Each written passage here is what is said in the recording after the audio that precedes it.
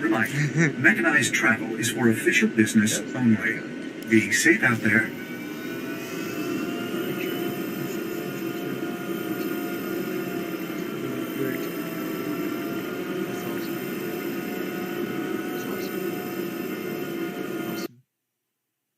Actually, I'd rather.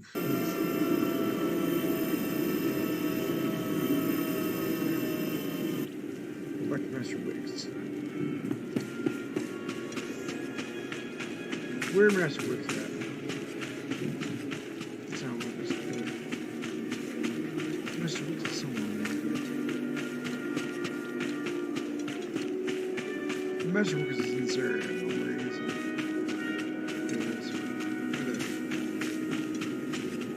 Nope, that's not right. Same. There he is. There he is. I'm talking about it.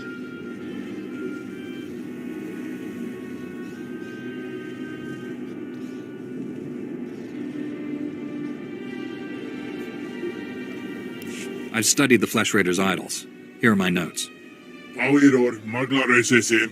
Purmatut cisafin grudot simnya supa. Ek farkak sara furflasku.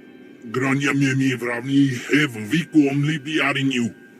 Erum korg hagni ofjera. Sayon on folki mina predon.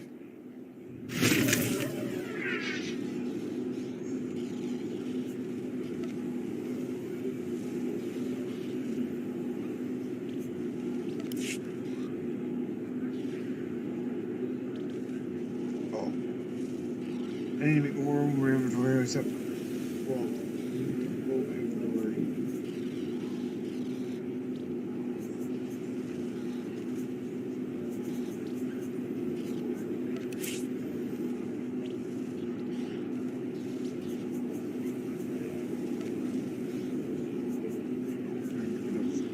That.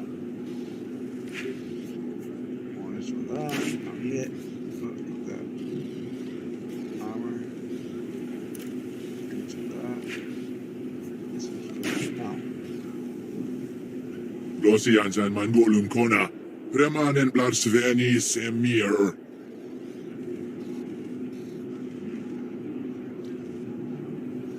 There's that we'll have to. Takes 5,000. Don't have that.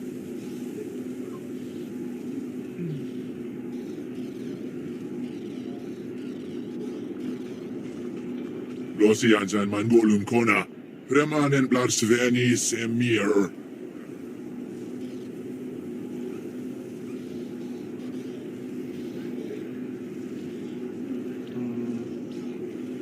Let's see. I don't know where the rest of my rewards, but well.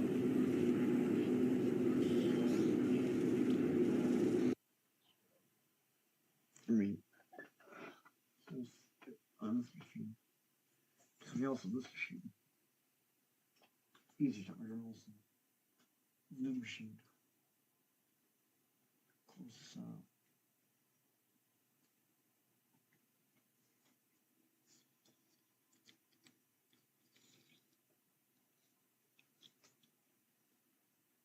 What can I do?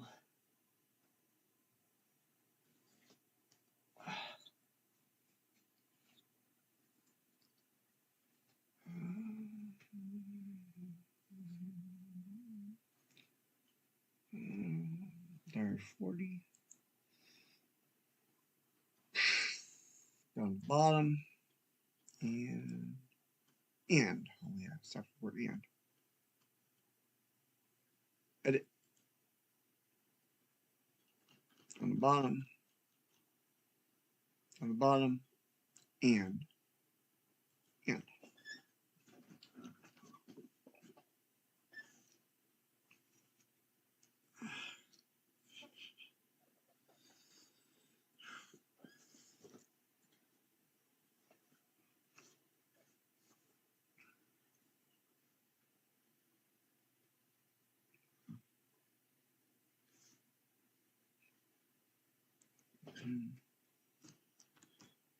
That was shoot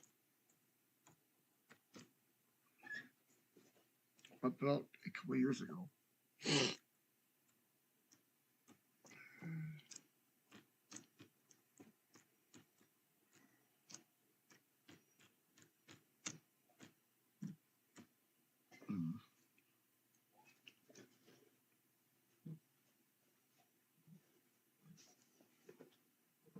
Maybe 30.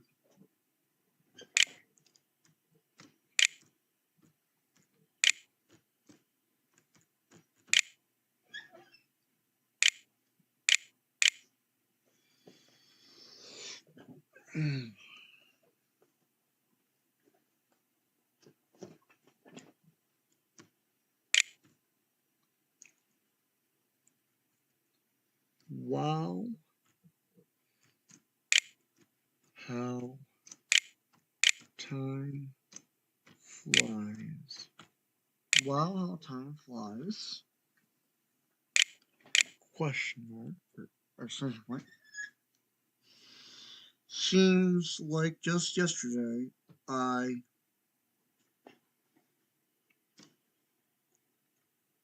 seems like just yesterday I let John borrow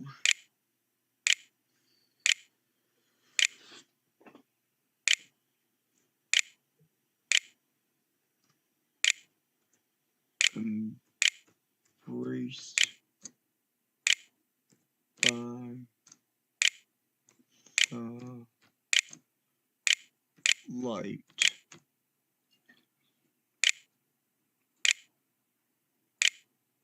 and misty scream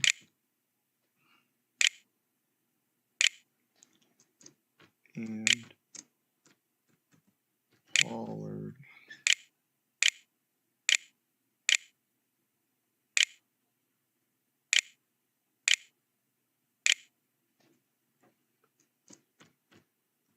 telling him to get that S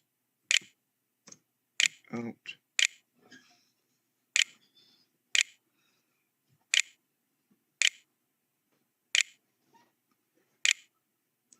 of her house.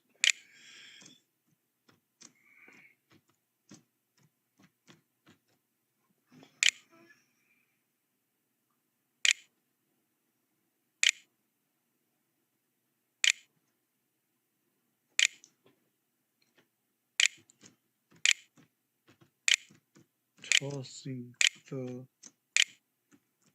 book outside, then ripping it up.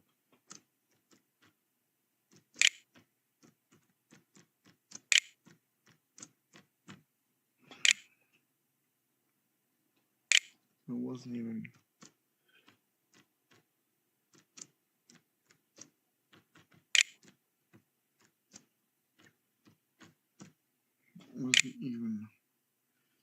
John's book, mine.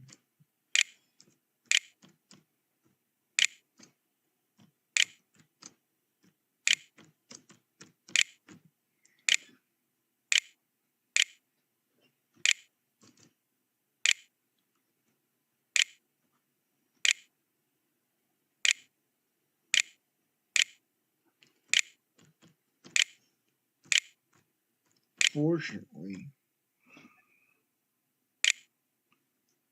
the book had a third copy.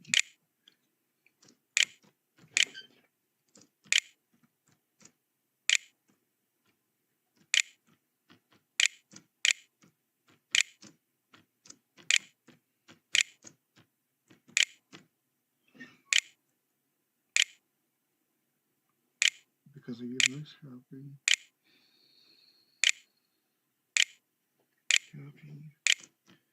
because I gave the next copy I got as a parting gift.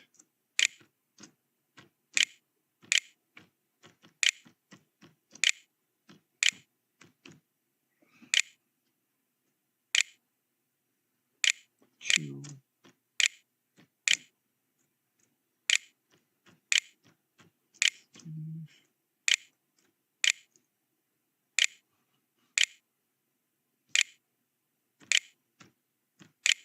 Bob.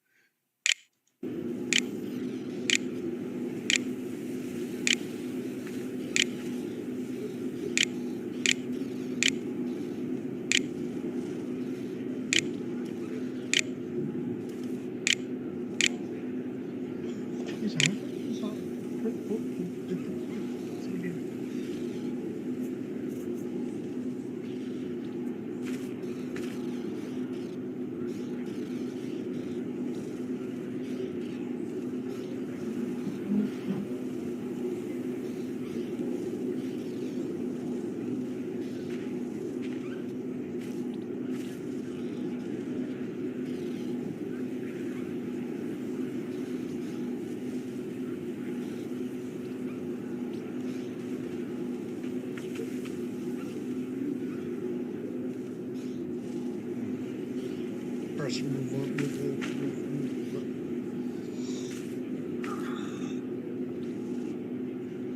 yeah, I don't want this by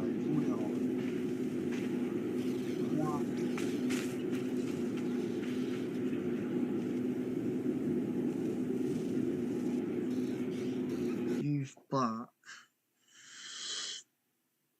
Heidi is bag.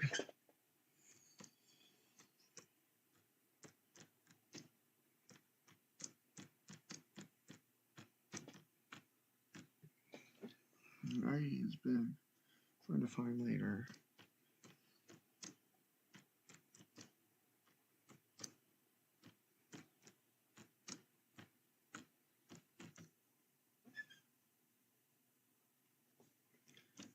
And read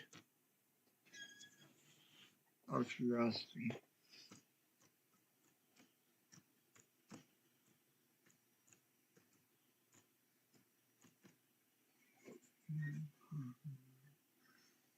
And I hope. And I hope. I hope it changes perspective.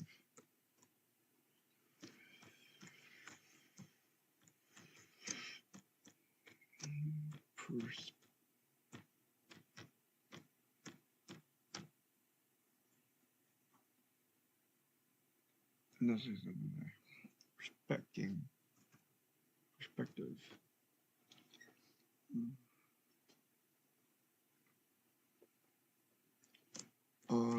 Things. If you read it.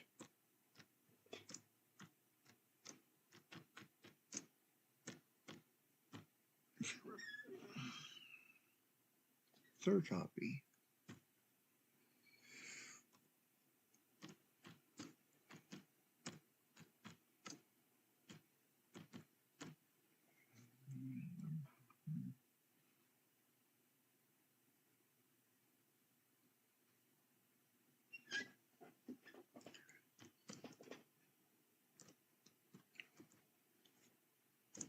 I'll keep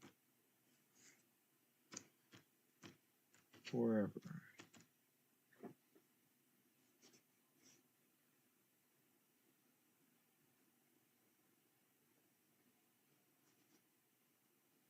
What's for said?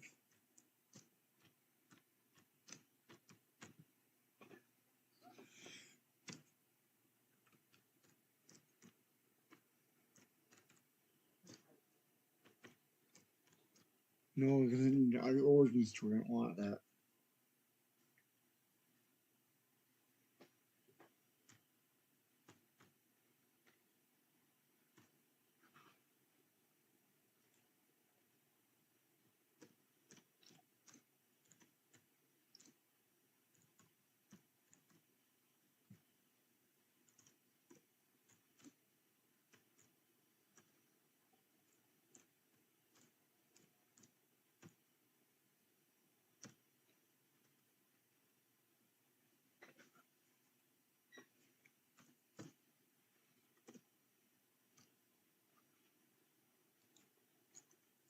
It was so good. I bought it 3 times. I was talking about it 3 times, and even sent an email.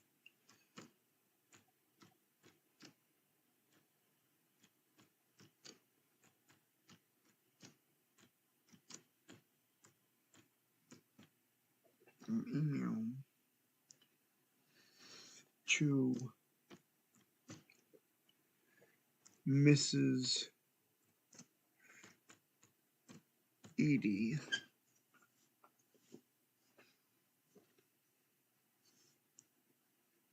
Correcting her misconception.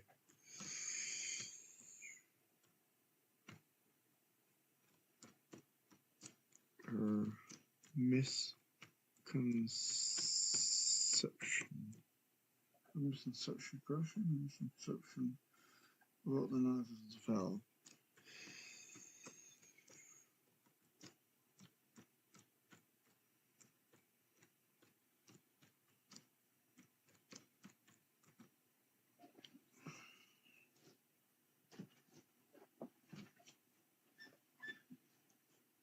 And listening to her of the grocery place.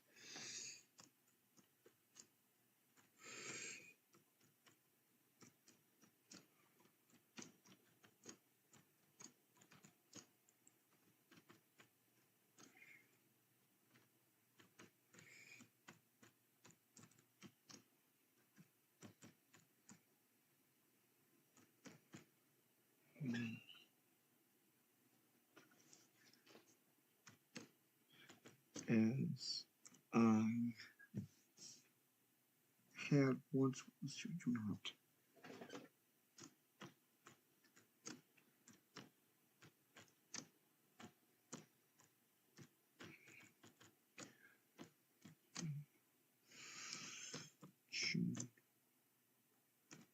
Yeah.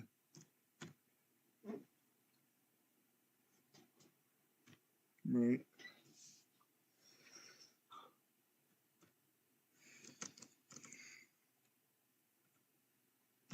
She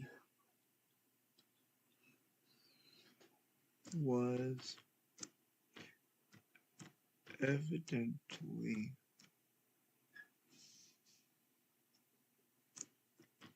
reading the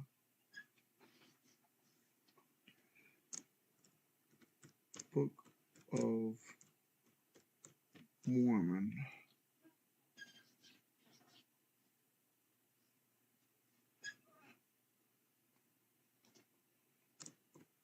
Two, because she used the key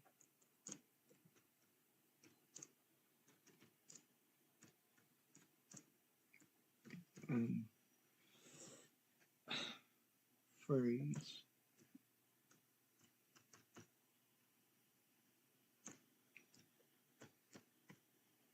done away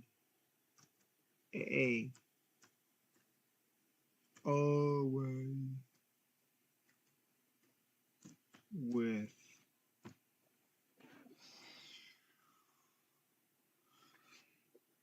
on her radio program. What I meant for.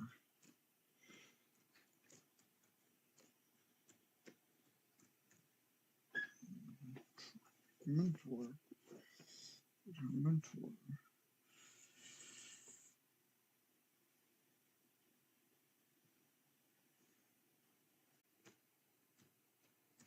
Baptist traditionalist. Right.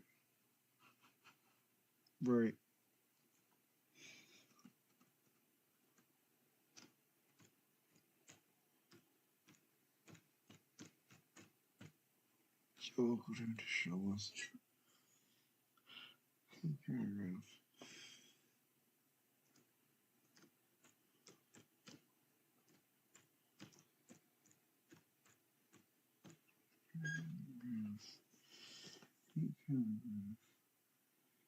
The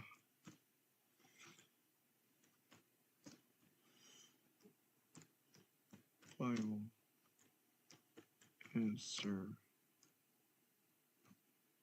map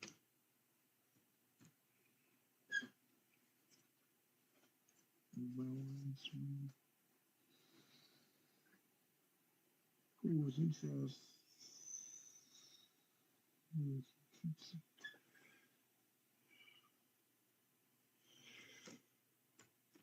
who was intensely anti-Mormon.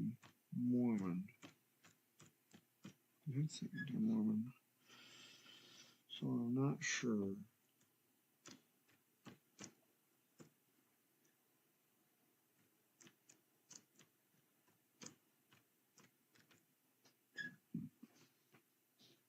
So I'm not sure how John Hopkins, how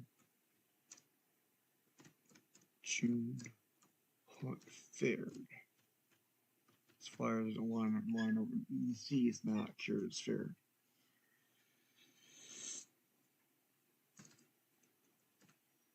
But at least I probably seen.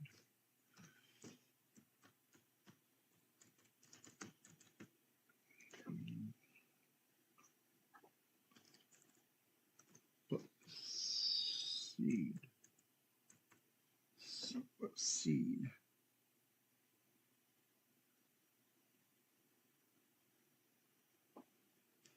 Seeds need water.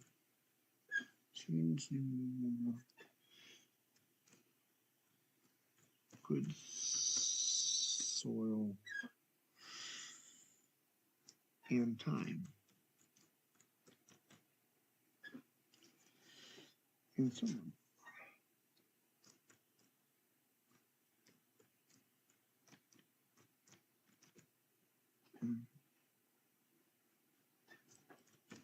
And nourishment.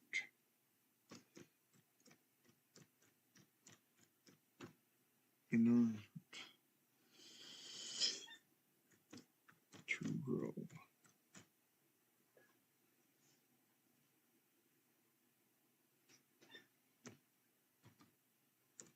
I ought to send my African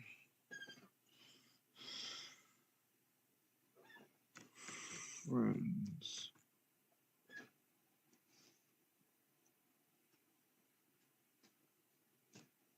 $70 Kingsley Sacrifice.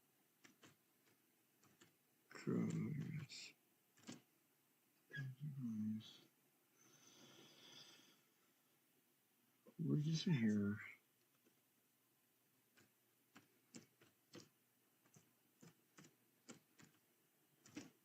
We're just here.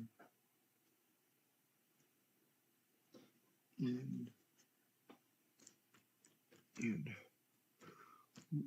Tumbukusa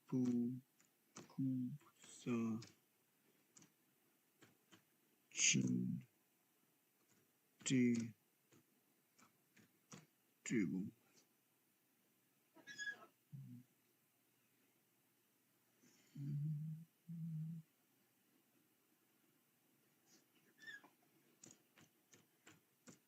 Emails.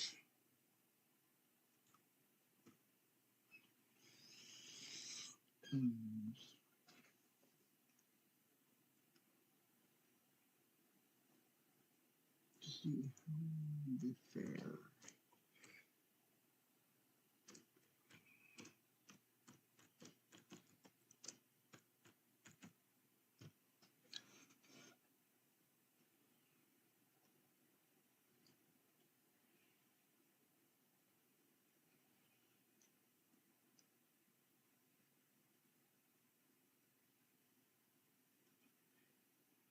None of three.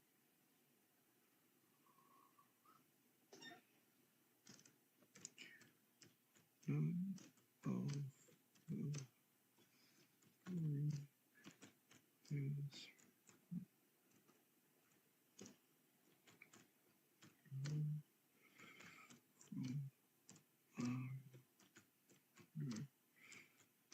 mentor in a long time.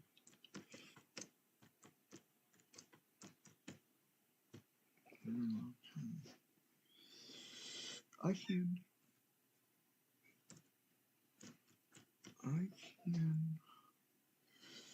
only hope Elder Zacharias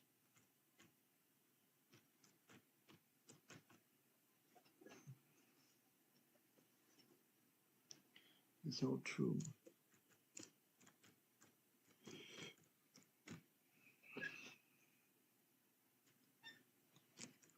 to his testimony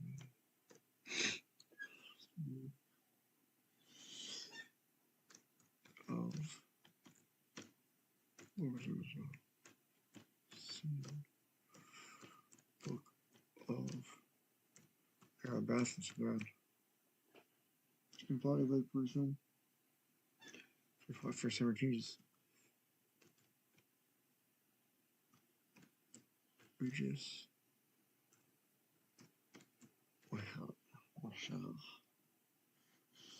waited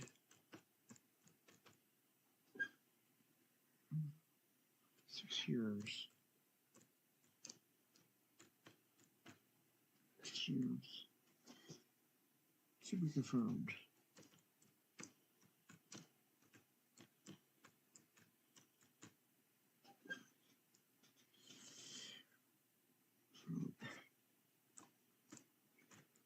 Wow.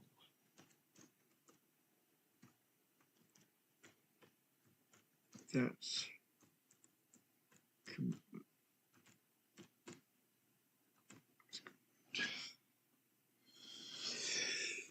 well, the day is an hour and a half over. Wow. It is 2 o'clock. Let's talk about this. I'm not running today. I'm running several weeks ago. PM.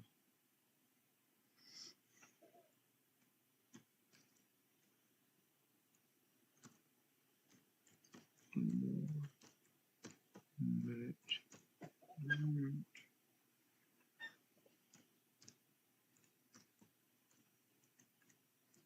Time. I think I was expecting a visit from my case manager that day, but she never came because she couldn't call me. I couldn't call her back because I didn't have a phone.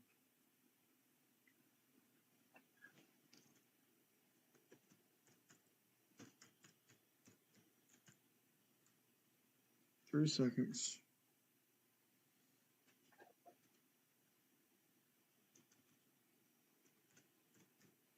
Time.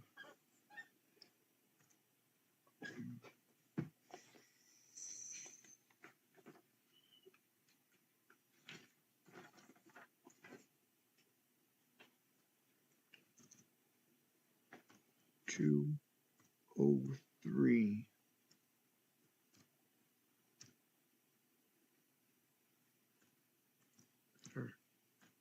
Or 2:03 p.m.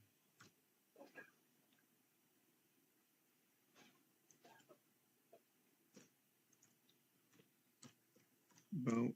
Oh, that's why our search earlier.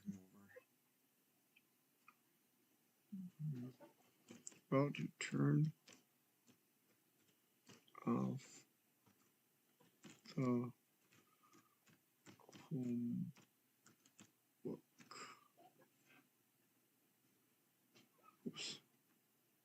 I gotta go to the bathroom so bad. I better move around a bit so I don't time out.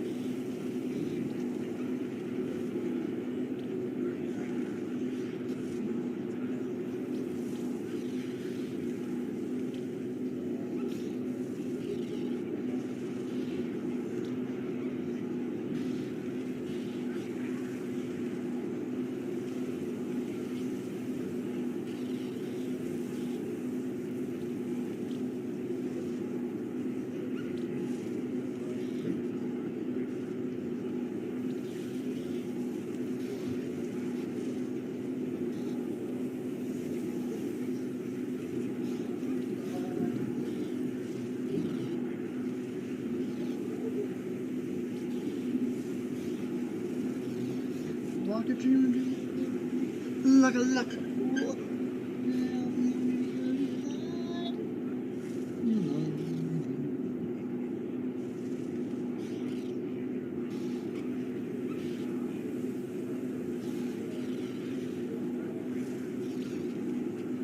But to proceed, if B, their one is invisible,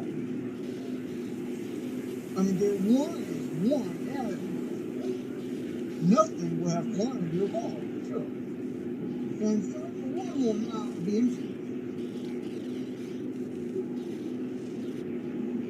But if the one is divisible, which it is, then it will be. As Moses says, no one indeed limited as Parmenides says. For the limit is it isn't, the limit is indivisible, the limited is not. But not divided. But if T, all these one in the sense of having the same definition, like Freeman plus, null and proof, then it turns out that they are maintaining the jurisdiction doctrine, where it will be the same thing to be good and to be bad, and to be good and to be not good, which is not true, and to be bad and to be good, and to be not good, which is the same thing to be good and not good. And man and horse, and to that, their view will be not that all things are one, but that they are nothing. And that to be a such and such equality is the same as to be a such size. Even the more recent of the ancient thinkers were in a pother, pother. The same thing did turn off in their hands, both one and many. So from like a fraud, we're led to omit is other institutes mode of expression and say the man has been whitened instead of his wife and walked instead of his walk. For fear that if they added the word is, they should be making the one be nothing. as if 1 and D were always used as one and the same sense. What is the many uses? For example, to white is one thing. To useful, yet the same thing may be both. So the one is many. Or back to this as the whole entire. On this point, indeed.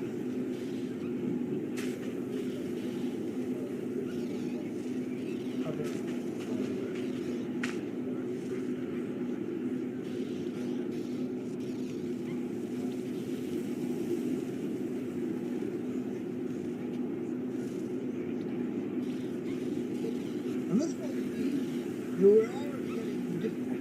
Admitted that the one was as it admitted that the one was coming. As if there was any difficulty about this thing being both one and many, provided that they should not operate. For one, meaning intentional one or actual one. What was that? I'm gonna continue playing the game.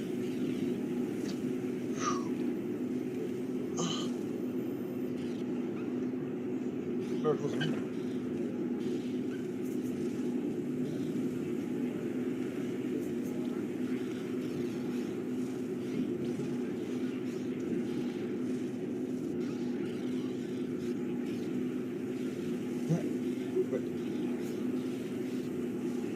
Oh, move that box. Alright. No one still. My option is and that is going to face that frustrated with the lightsaber. No, so far, no one's out getting help. I don't know why.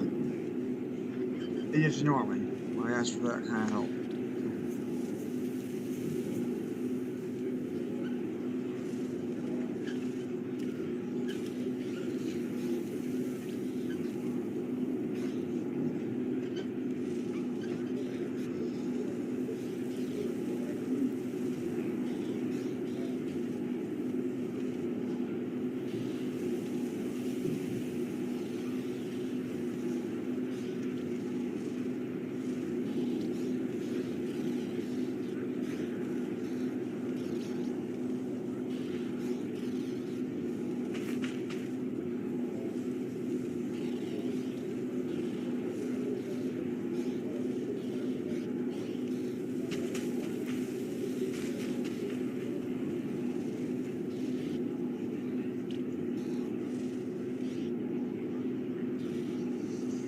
There, that's that way I didn't spoil them.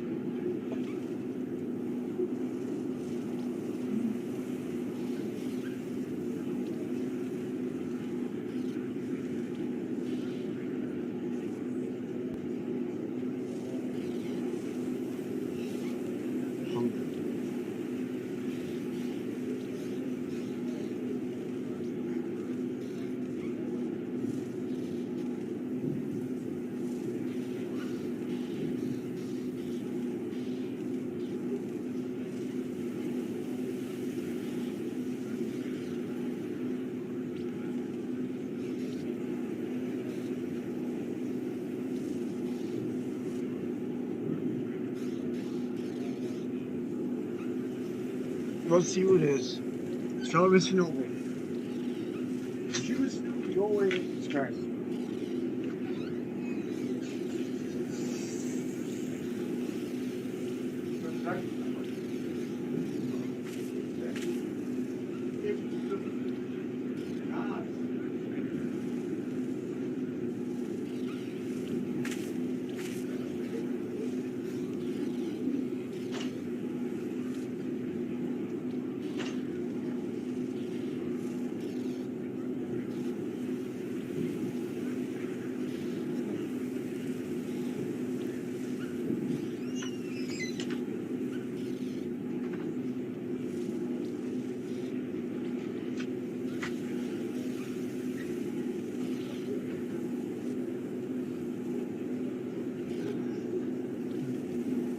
Where'd chat go?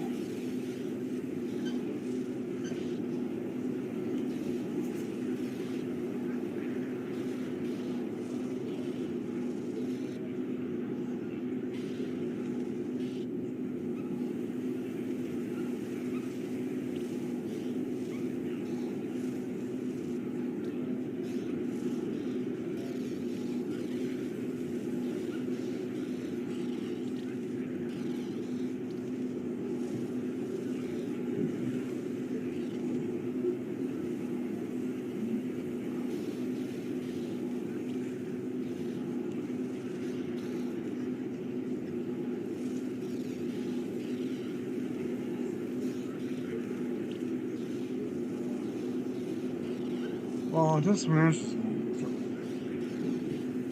they can't progress the heat without that help. I mean, well, I'm gonna press edit. Then we're gonna bottom of this page.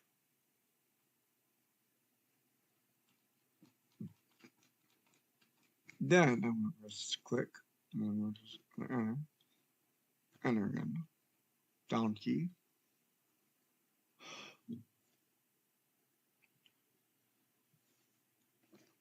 Move your to the side. 20405. 20405. Well, what am I going to do then? Well, to turn on the Control I. Control U. Control U.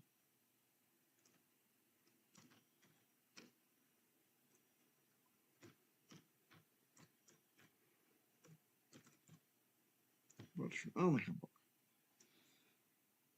20441.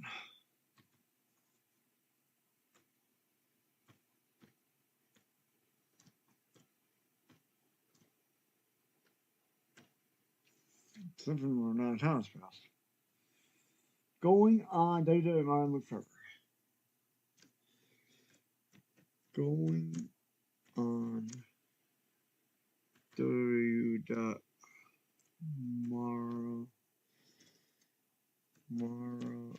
and Luke forever.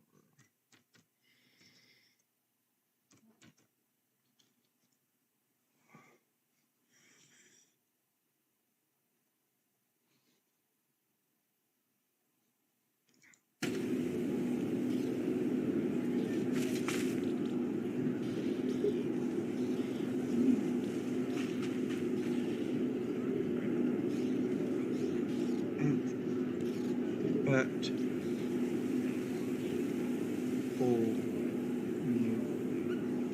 please help me defeat this one what breeder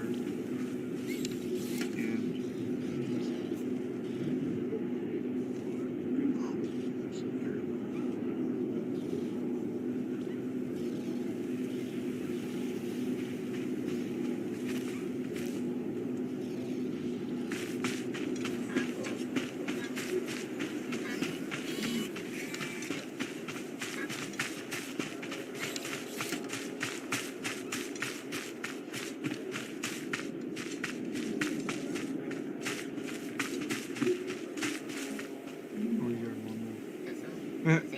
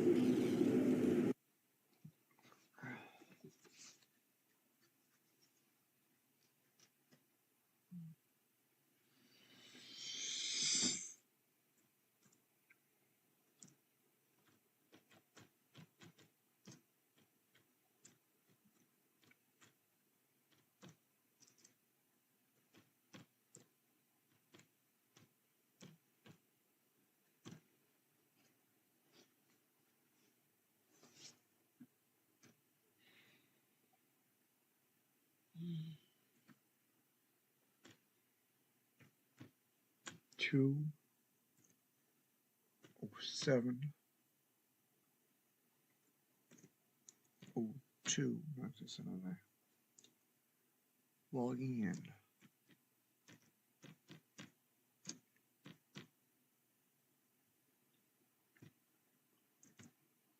Two 20808.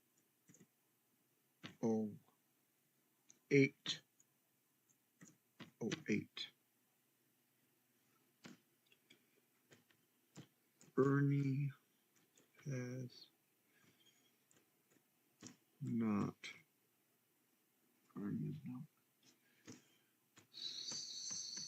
signed up yet.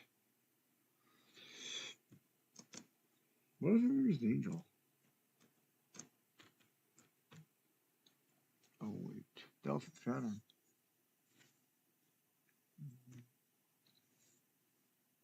No, an angel wouldn't say GD.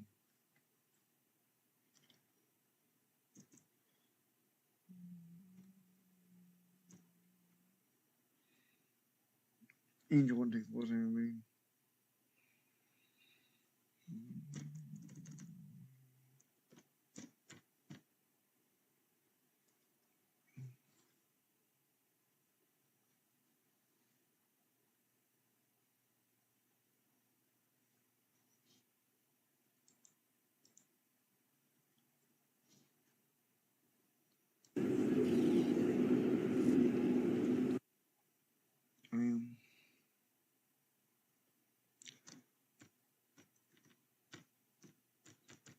Commanded to take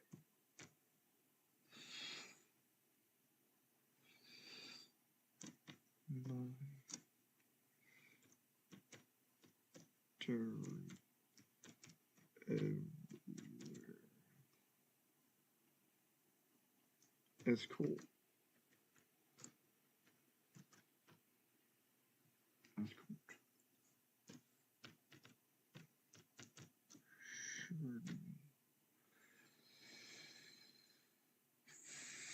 Once.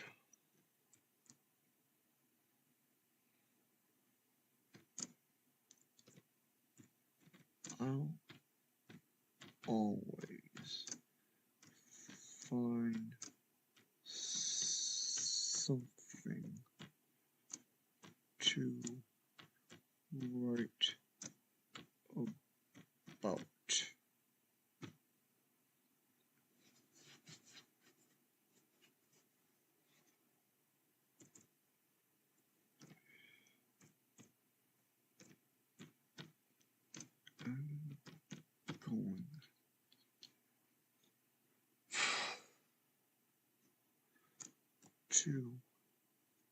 I'm going to go right now.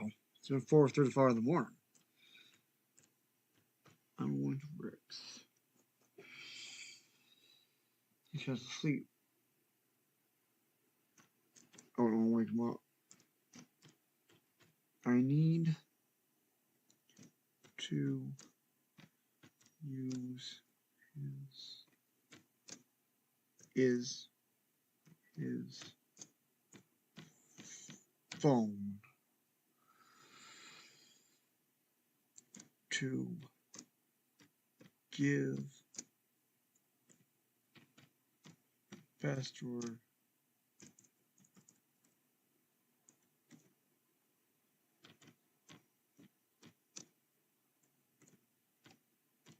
Mr. PD. Coulson number.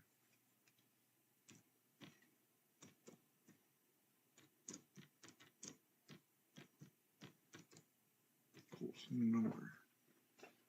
PD Coulson number.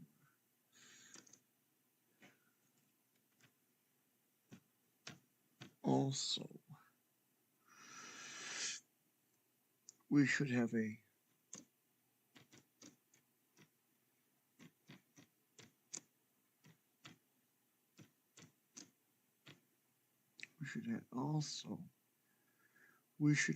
a visit.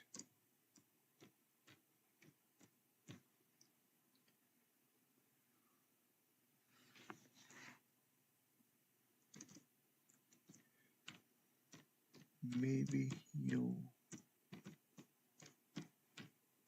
have something good to drink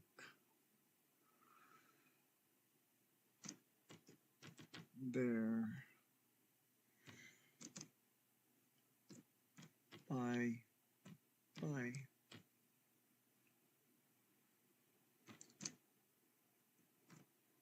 for now.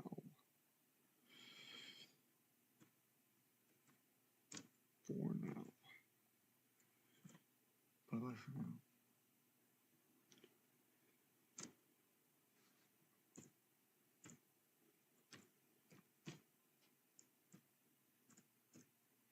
Ciao.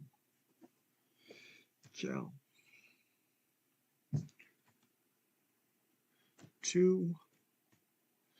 2:38:07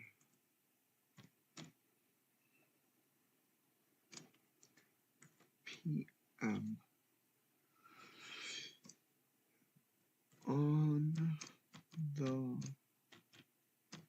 way home from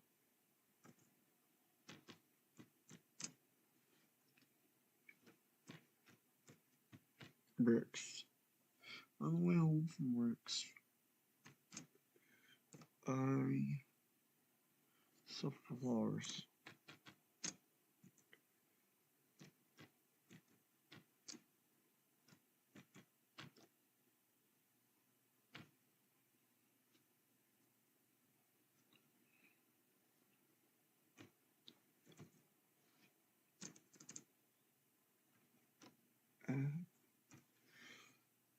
First, we'll move on a little bit.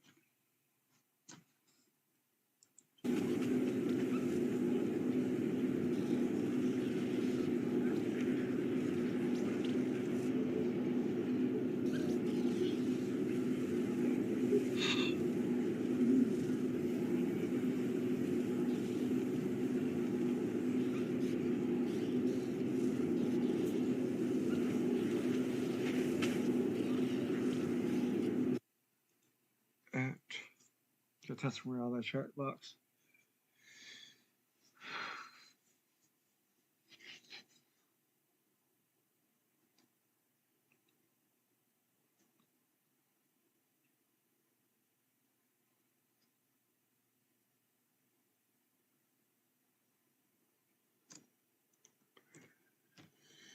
It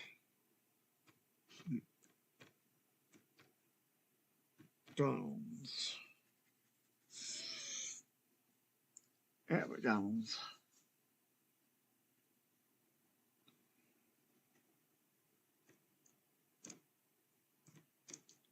I saw 3 people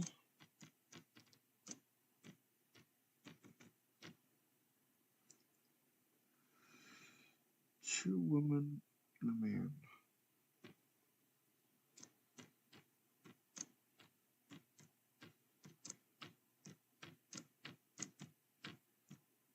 Okay.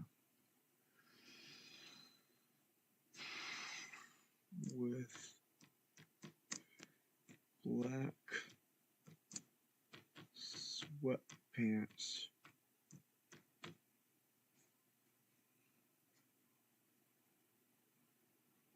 with white stripes down the sides. I have come to associate with Maggie.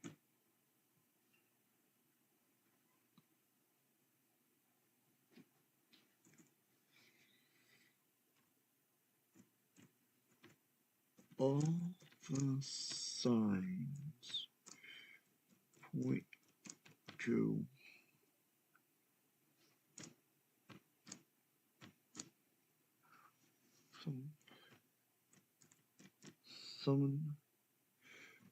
Summons about to happen.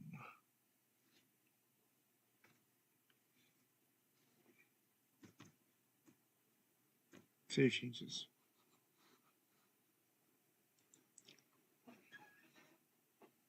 Man, this is long, okay? Edit changes.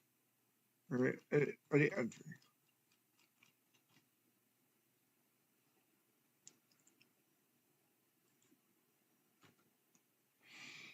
(2:42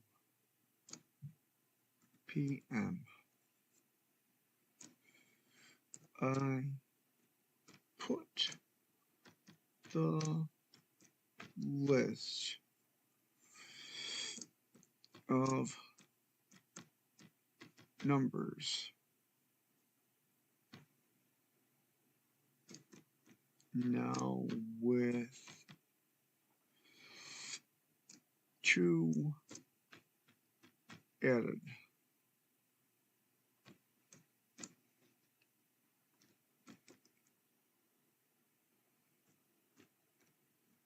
Colts and Ricks back on the counter. Yeah, I'll put that back on the counter now. Think of it.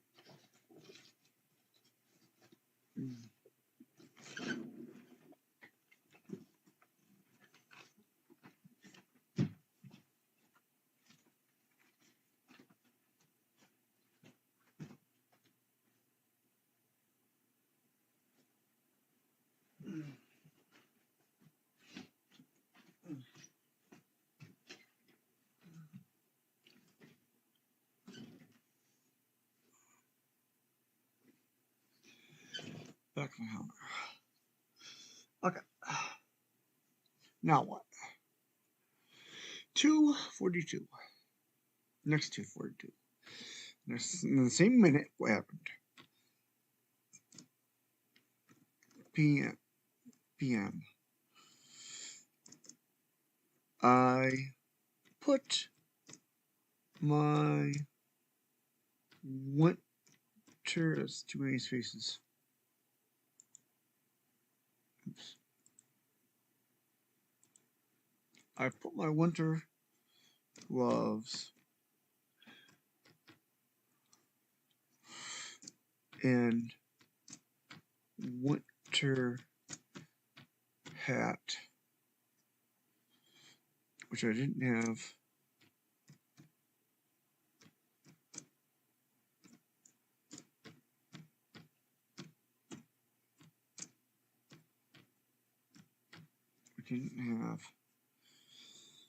To wear. Which I didn't have to wear to or from. I like how Justin Jr. would say fine slang weather or nothing interesting for today or something they stuck after what spiritual fishing answer.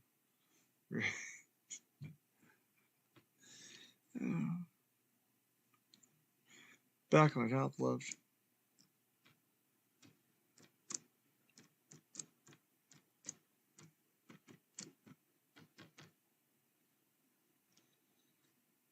Back on my top left. Dresser. Because he was doing it for support probably. That's probably why he got sick. When you fish, you're supposed to do it because you need to feed your family or yourself, not for sport. And most people fish for sport, probably. Most people were catching it for industry in my bedroom. Wicked tuna. Wild Alaska. Or no, Wild Alaska. It's called Wicked Tuna. Deadliest Cat Chef. Really good. Those are good shows. Ice Road Truckers. Nothing new with it, but well, unless you're transporting fish and salt. I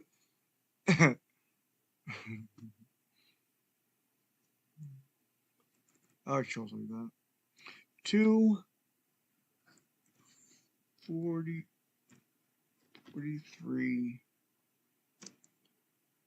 p.m. I put my next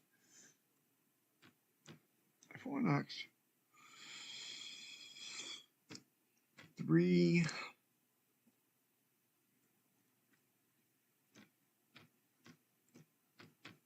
diaries. 40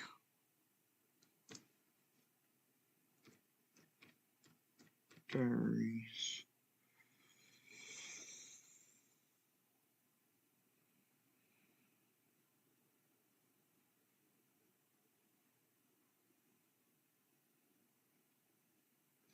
Diary 40 diaries. Diary 40 diaries.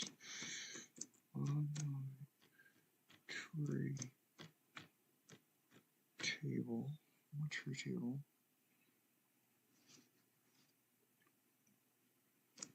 By myself in my bedroom at my writing desk. Not writing desk. Better move around a little bit.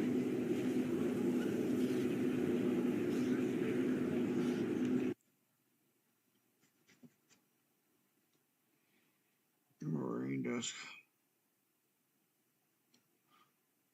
With my open and on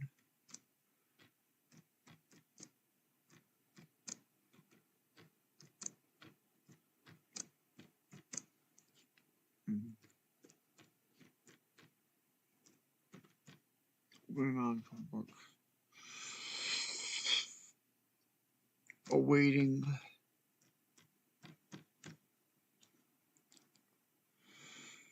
its job to make Ernest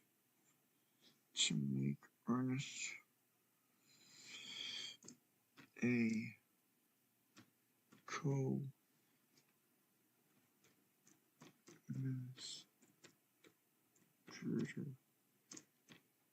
if he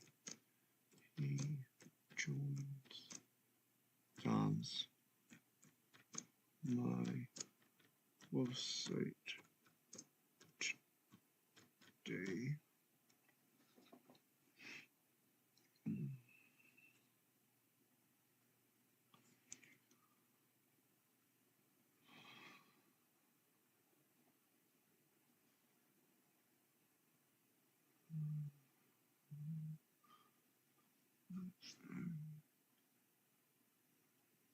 Period. Next time.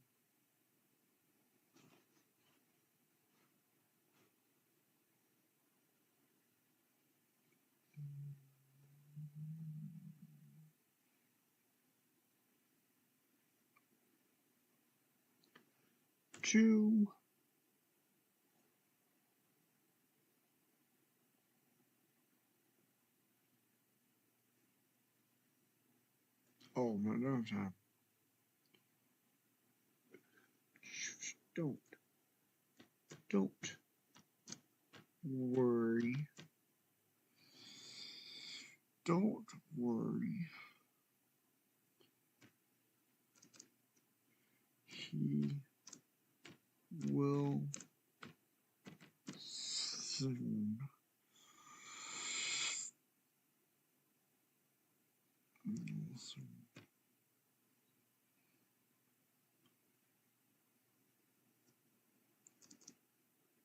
he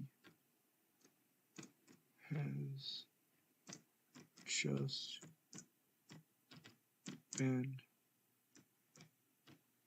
busy taking care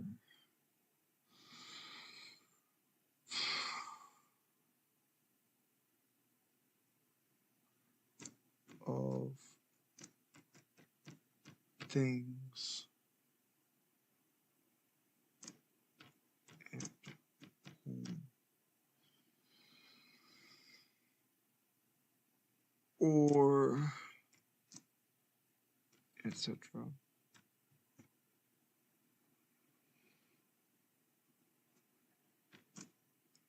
Until now.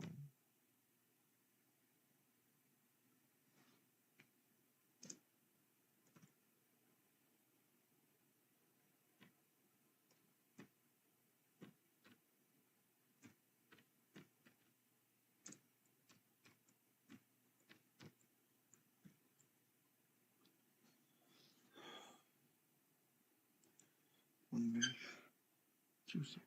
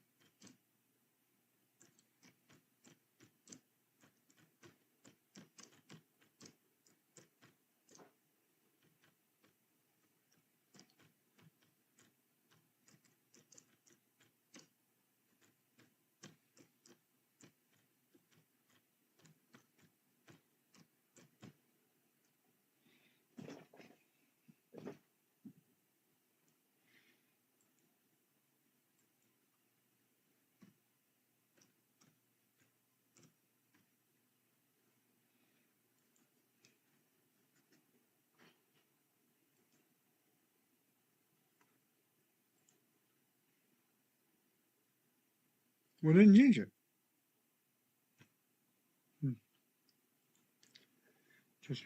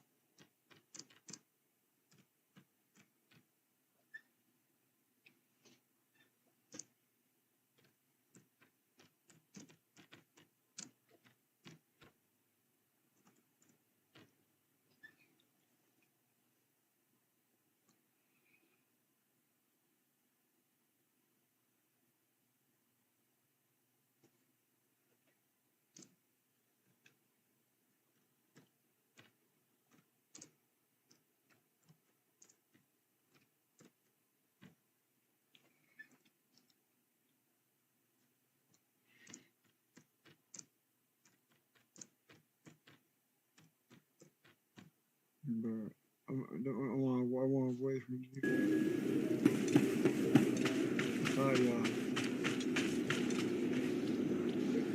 It's jam now. I want to turn back.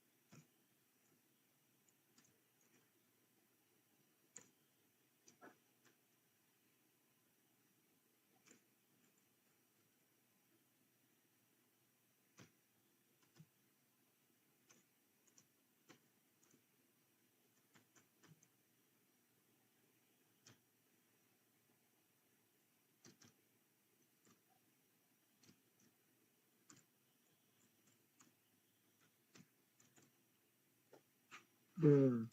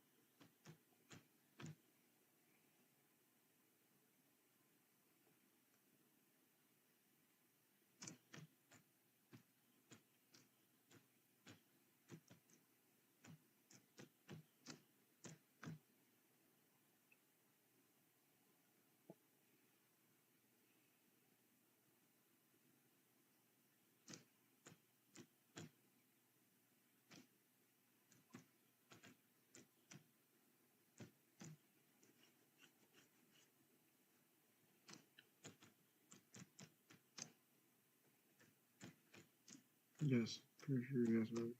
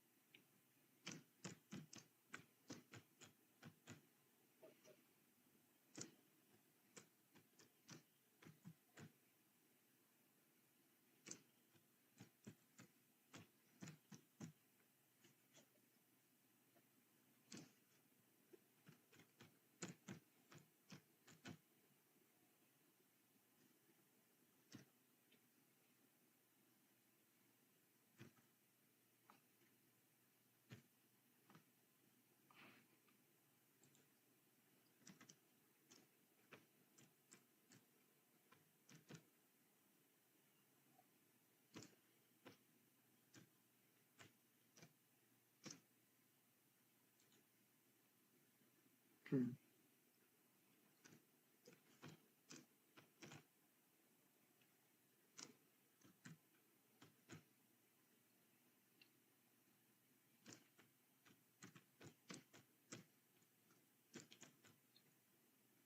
It's gone.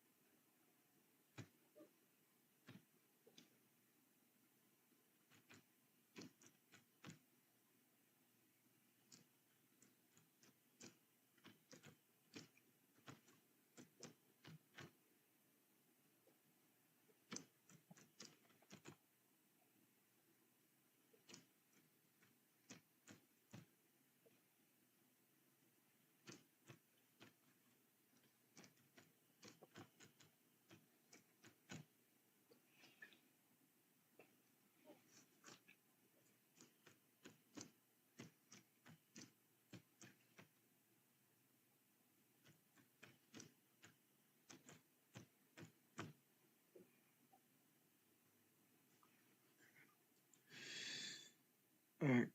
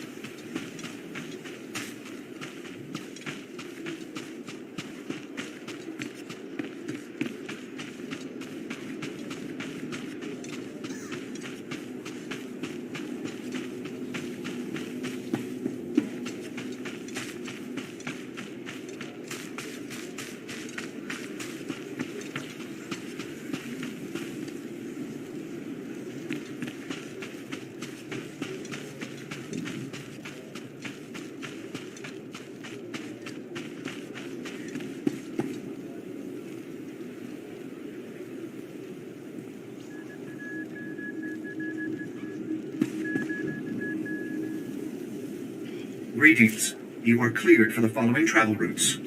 Be safe out there.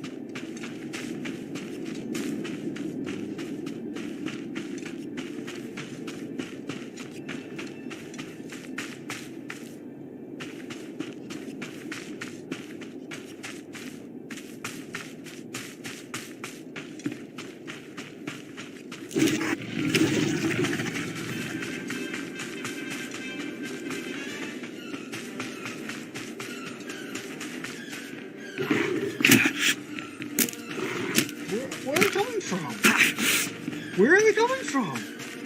How can they presume me off the hill? Don't they leave me alone?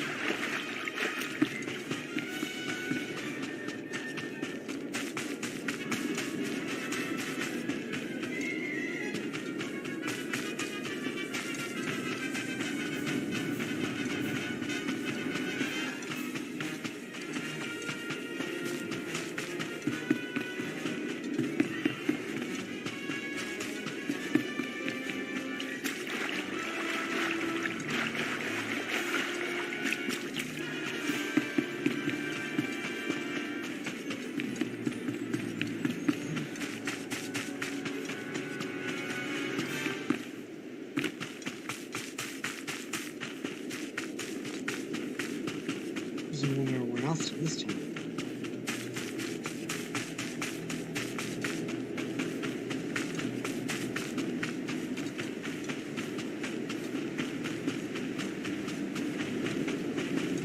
Hi, Yucks, Ups the guy.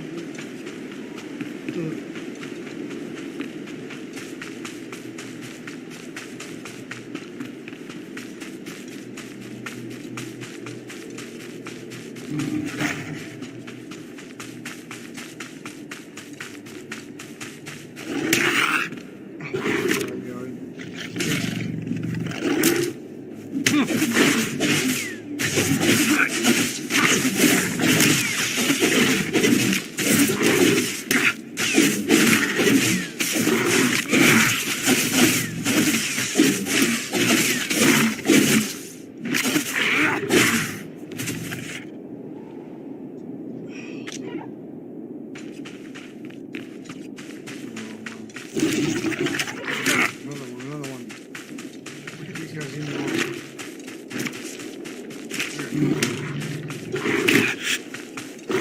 Excuse me.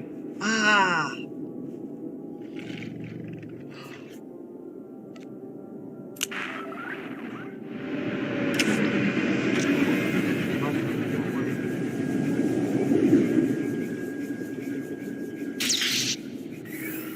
I don't know how to get to my area.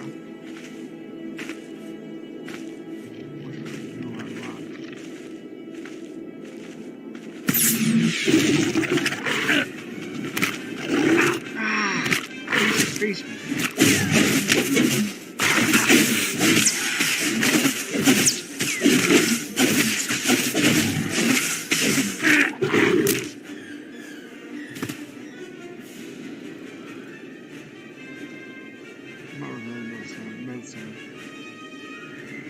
I gotta find a way out of here. I'm in the wrong place. Medicine will take me away for a while. I think I'm gonna make macaroni and mayonnaise for lunch.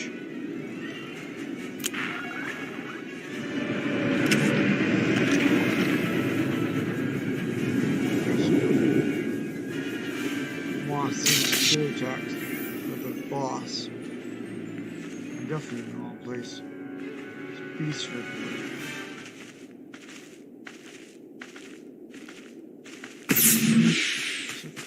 What's this?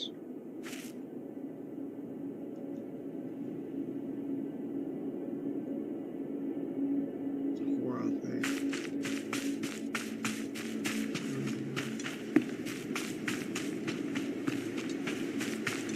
Ever eat? You can eat fried 4 eggs. Does he ever eat? Never eats. Collects money, collects materials, but he never eats.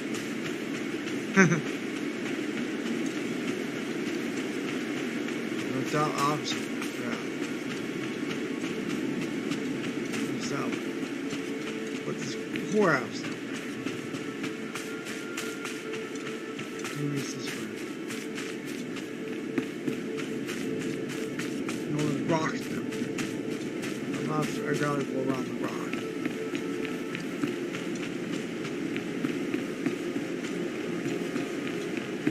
Rocks are going the wrong way. I wish that Waterfall.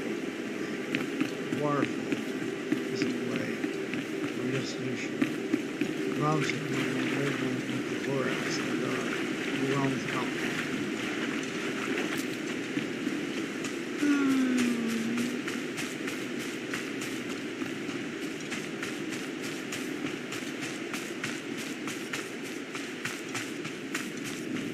We got a few of the pieces for him. We got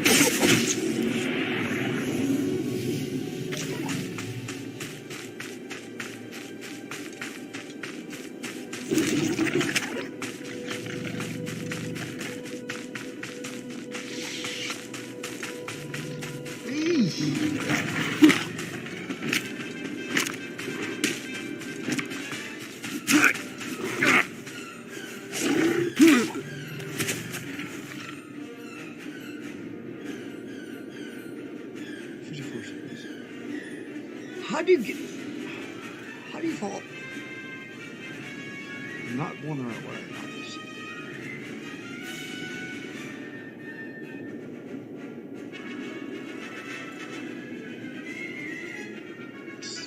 Stones blocking the way.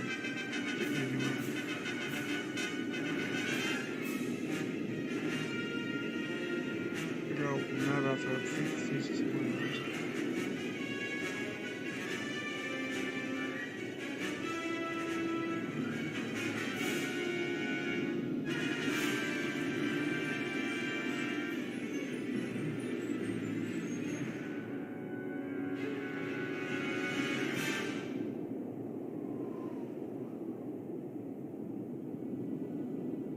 I gotta get out of here.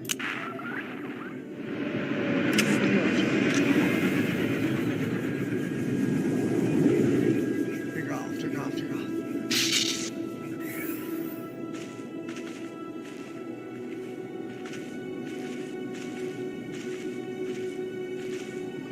Get away from the whorehouse. Get away from the whorehouse. Go away. Get away from the whorehouse. By the whorehouse. I'm gonna get away from it.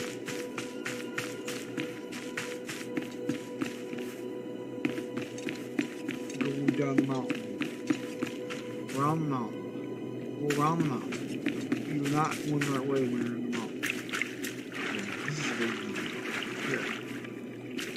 I'm gonna go in this cave. Absolutely. Here, we're going to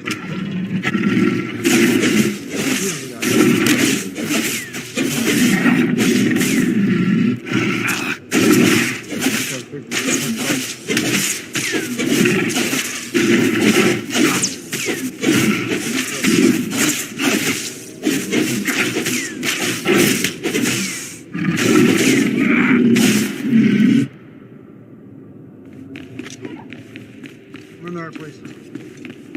But apparently I'm not in the right place. Right.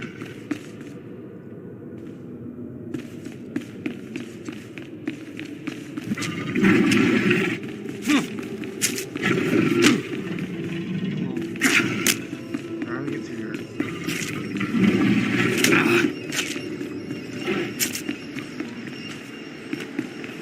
Gosh, to the mountain. To the mountain. This way is where I want to go. To the mountain.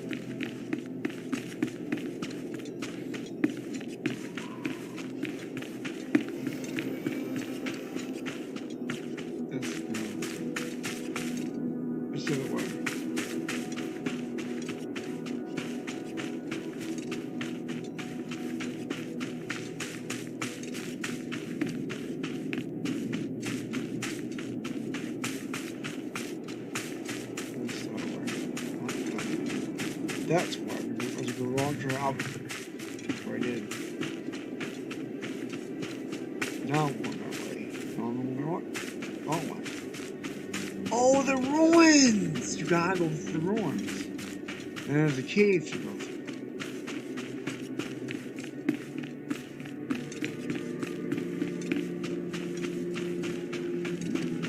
I'm going that way. That one. It's that one. Well, Joy's not one behind. Going right to where I should go. Oh yeah, the surveillance cameras are set up. And there's a cave. There's a cave. Cave's right there. Doors, not worth my time. I'm not here for the doors. I'm here for that cave. That cave has a blue entrance. It means I'm just sitting around.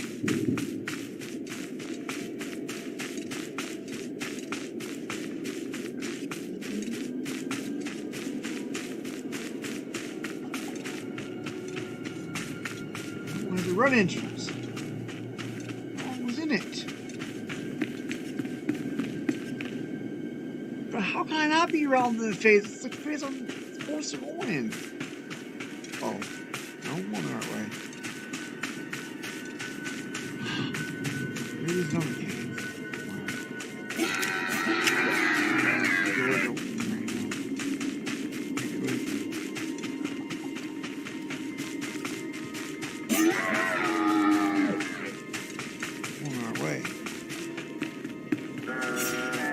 Attention center view doors and masters.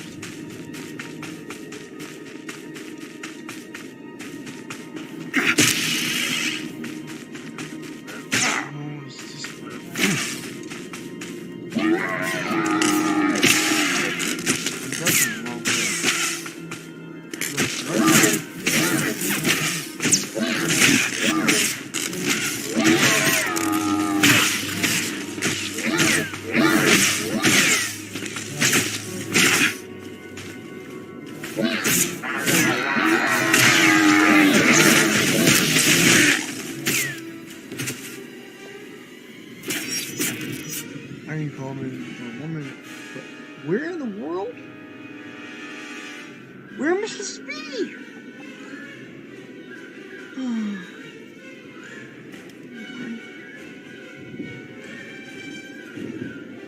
Apparently these drawers are not the right place to be.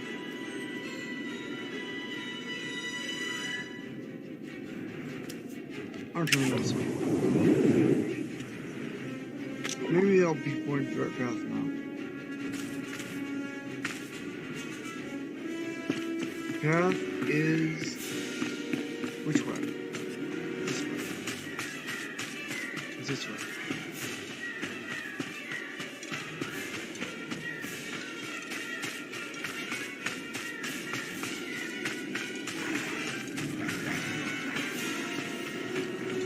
But not that one.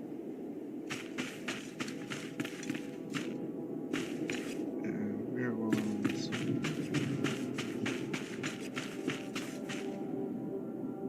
that one? It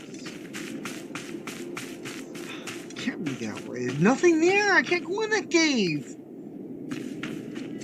Go around the area.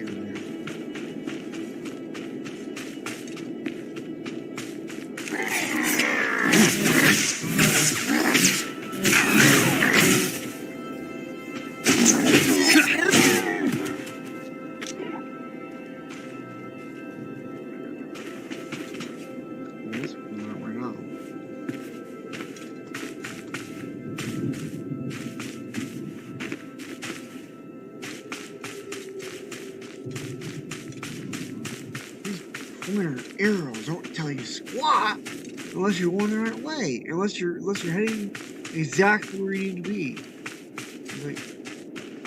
It's very...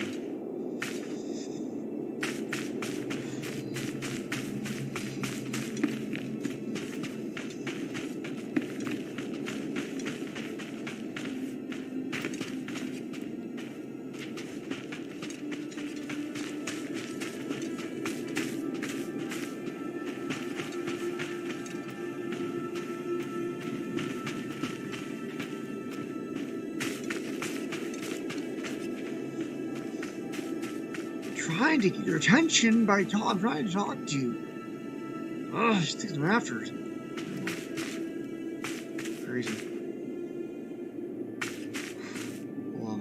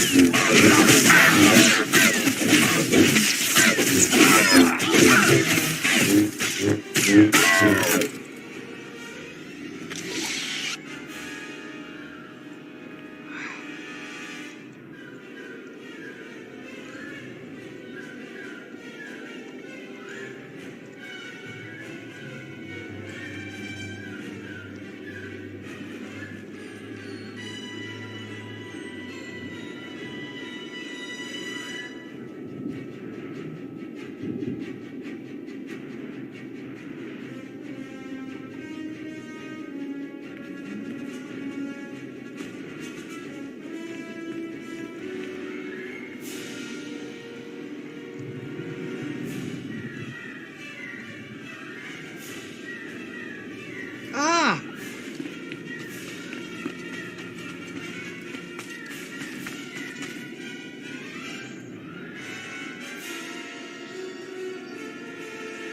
I wish I was able to talk.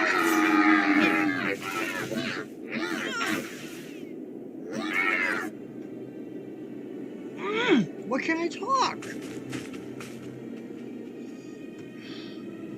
How many times do I have to wait? How many? How slow is slow mode? Why can't it be consistent?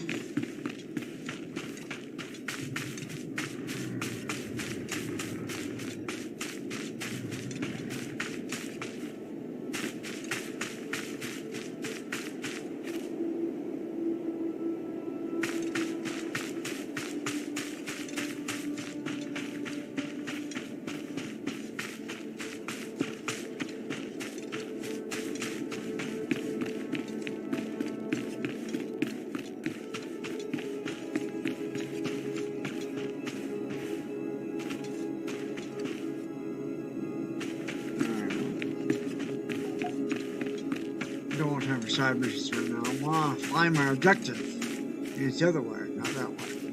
No, this is easy. They say go left. You gotta go left. I don't care if the airport's right. It's pointing right temporarily. I gotta take on these things.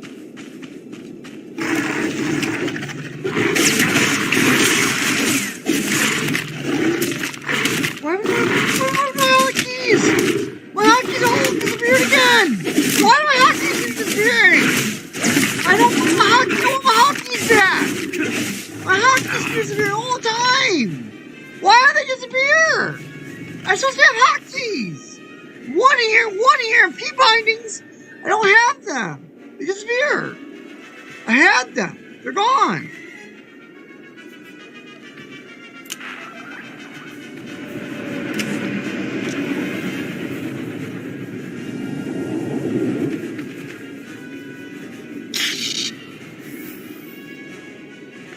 Gotta get out of here. Get away from the fumes.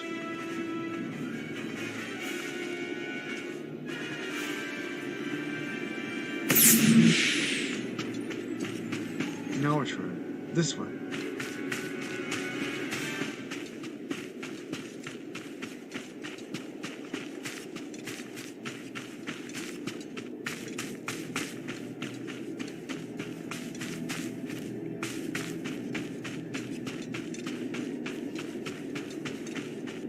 All my team bunnies went! What happened to all my hotkey abilities?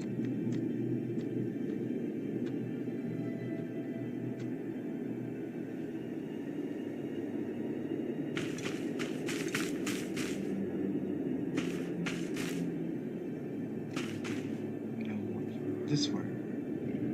Why is it pointing me in the direction?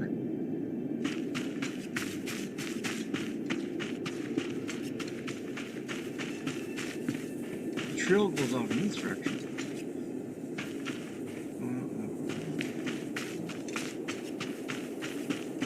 The trail goes that way. As soon as the trail goes that way, I'll pull. Get on the trail. Yeah, probably get off trail. Hope this is not the way the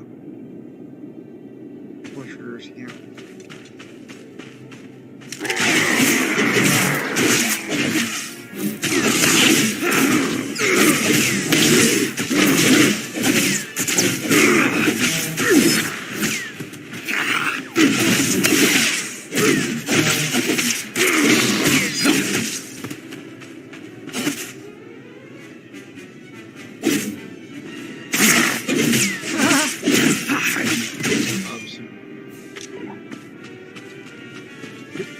The way the fishers camp. I followed the trail of the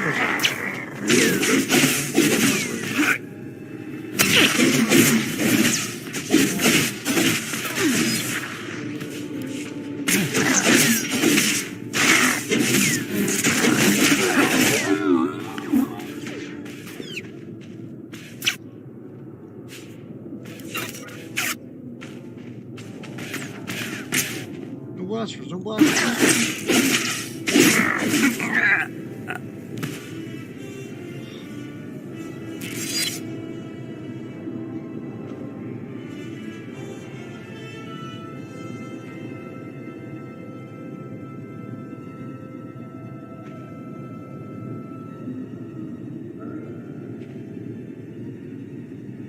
I'm obviously in the wrong path again.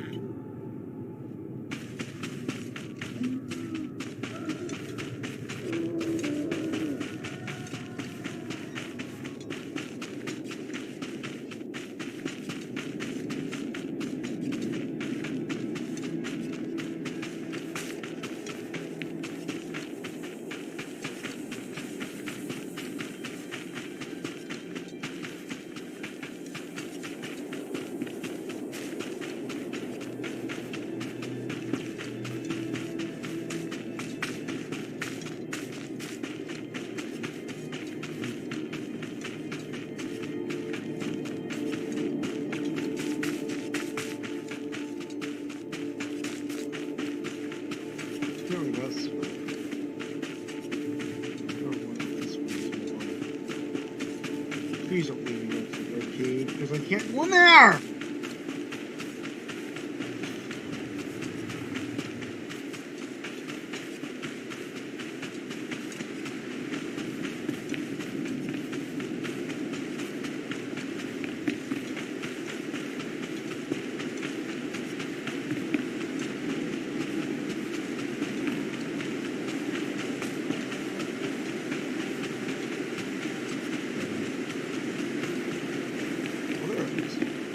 I found the cave! Yes! Found it! Alright.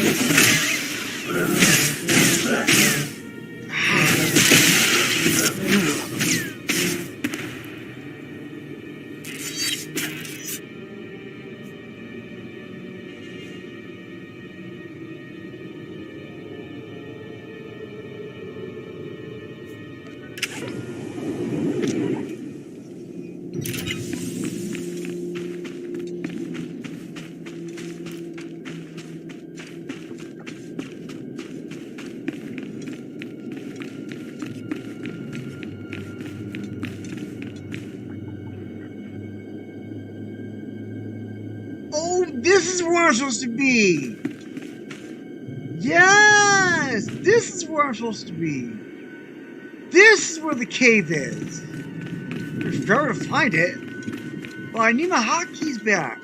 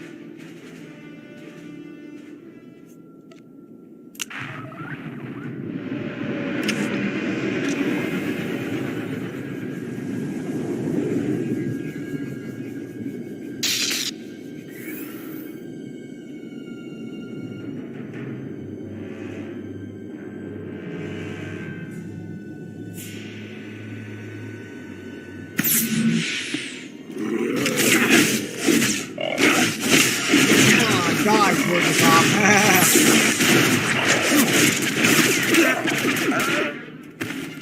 Mr. Johnson.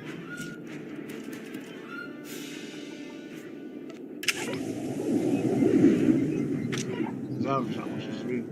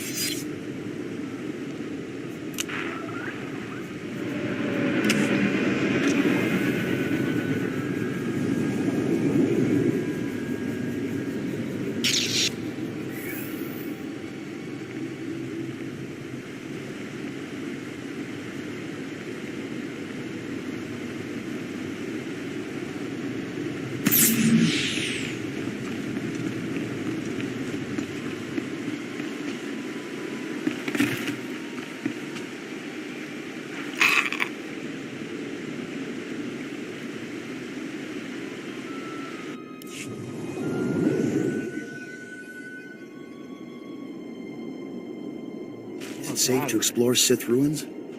There may be traps or, I don't know. Misunderstand, Padawan. The early settlers of Tython knew only the Force.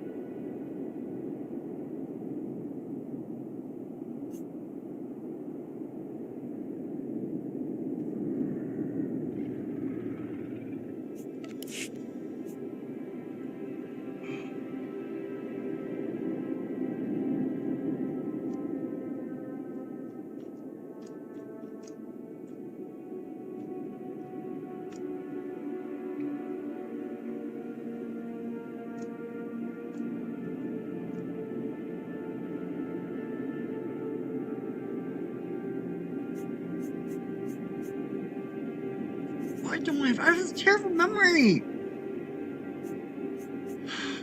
Map.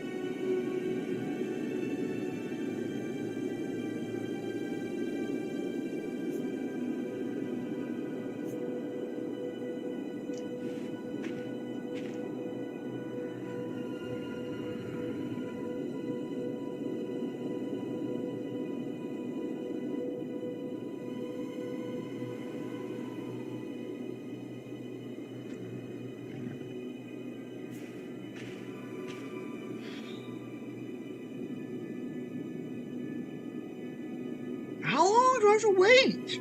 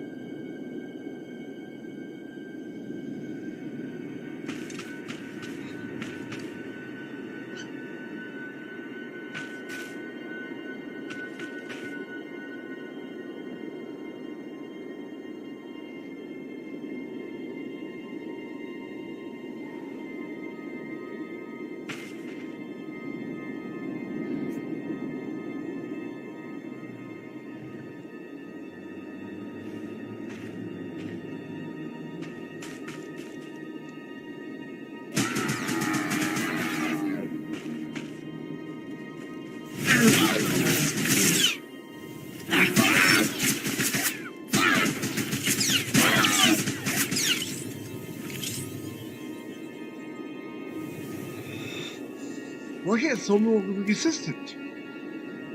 It doesn't sometimes make like there's several seconds, sometimes just 4 minutes. See?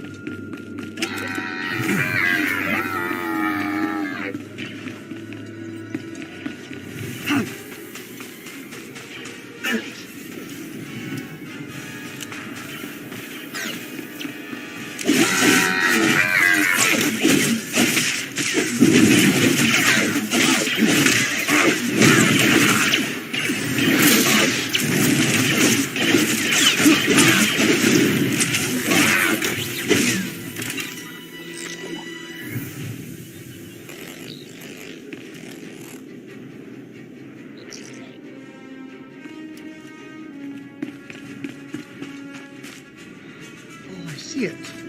I see it. Oh, I see it. Wow.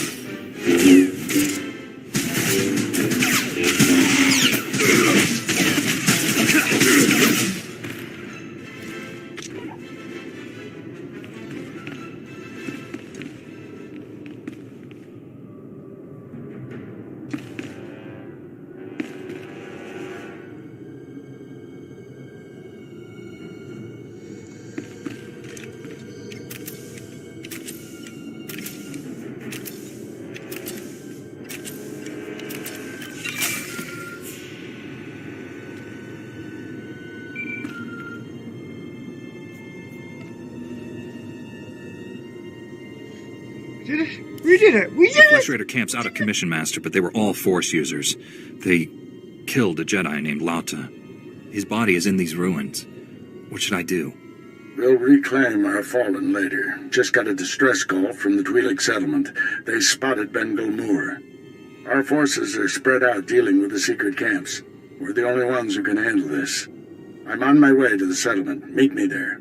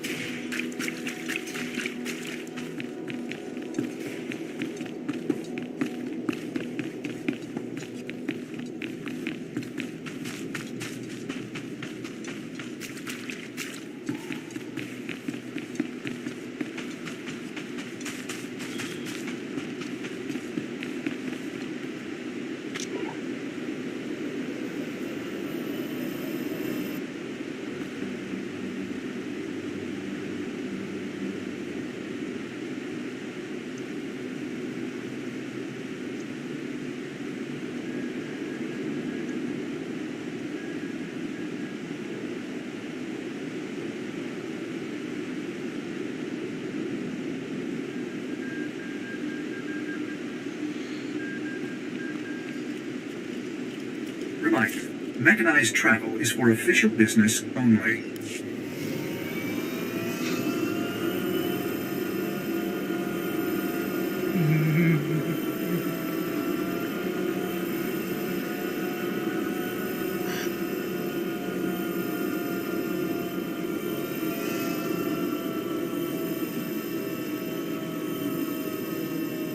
Thank you, Father, for the confirmation.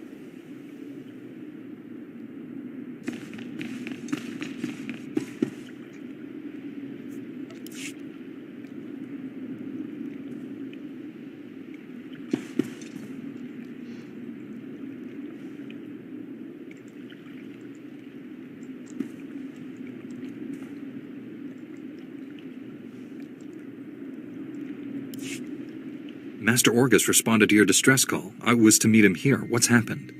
Nothing. We didn't send any distress call. Oh. Things have been quiet since you left. Oh. I haven't seen or spoken to Master Orgus. Oh.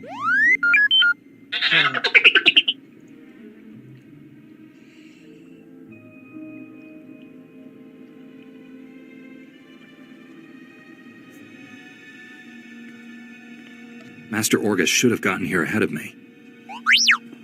I'm sure it's a misunderstanding. Your master will turn up. Why don't you stay a while? You must be exhausted.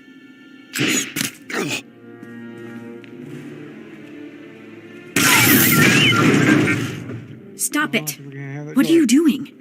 Matriarch, step aside. Handing over the boy's master wasn't enough. This Padawan has to die. I told you to leave him alone. That was the pact.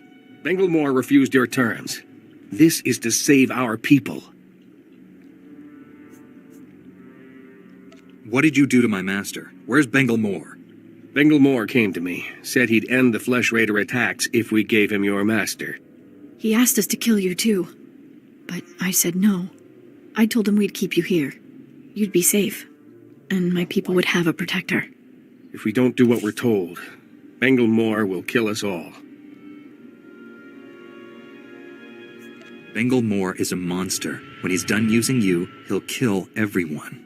Don't resist. It'll only make things harder.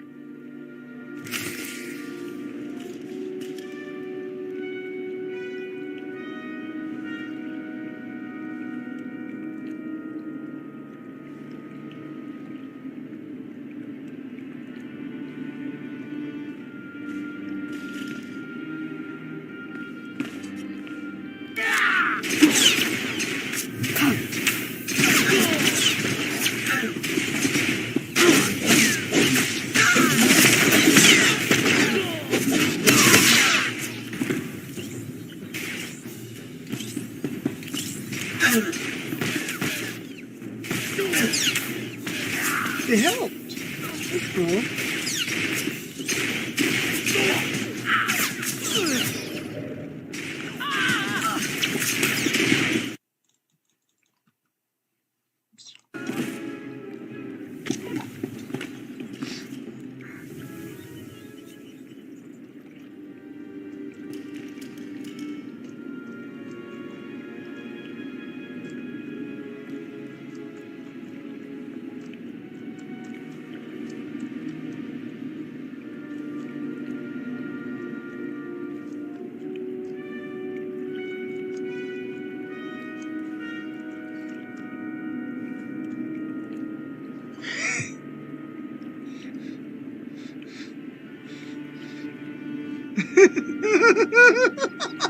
That's awesome.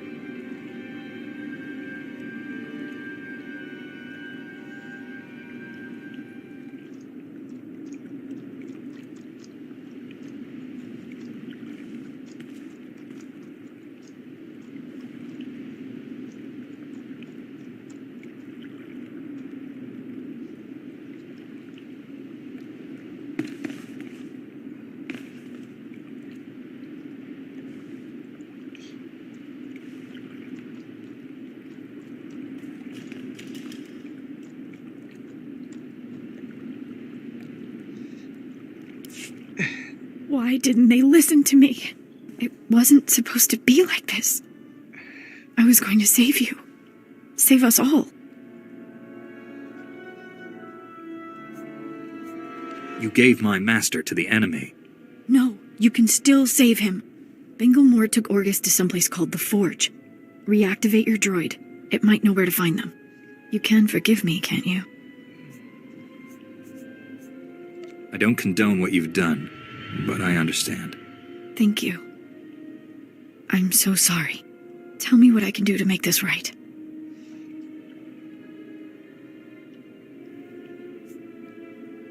Learn from this mistake. Spend your life atoning for what you've done.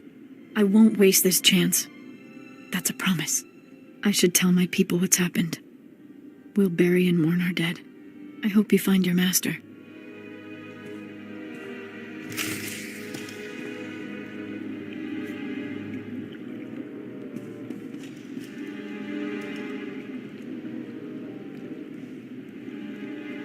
Please, excuse me. Others require my full attention.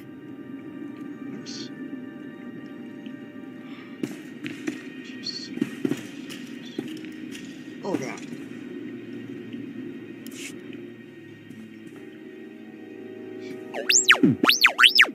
Bengal Moore took my master someplace called the Forge. Do you know where that is?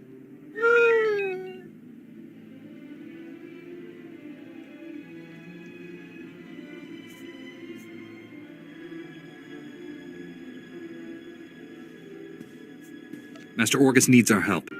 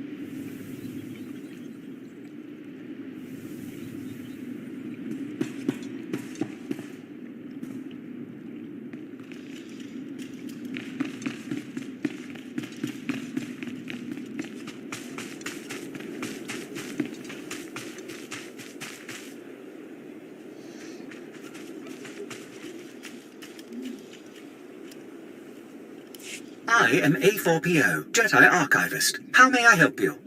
Transmit everything you know about the Forge to my droid T7. That area is considered highly dangerous. May I inquire why you need this data? Flesh Raiders captured Master Orgus and took him there. By the stars, what perfectly awful timing. The Temple Masters are all indisposed fighting Flesh Raiders. I will alert them immediately, but they may be unable to assist you. Transmitting data now.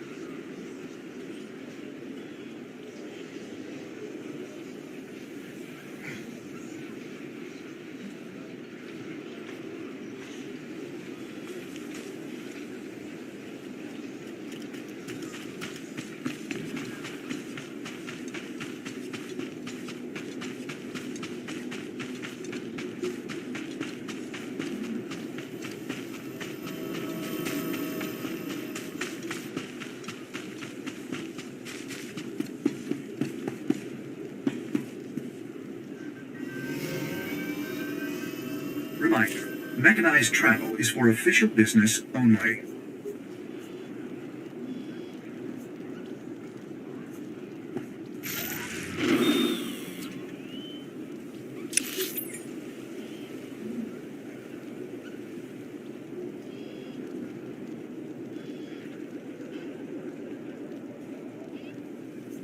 Be safe out there.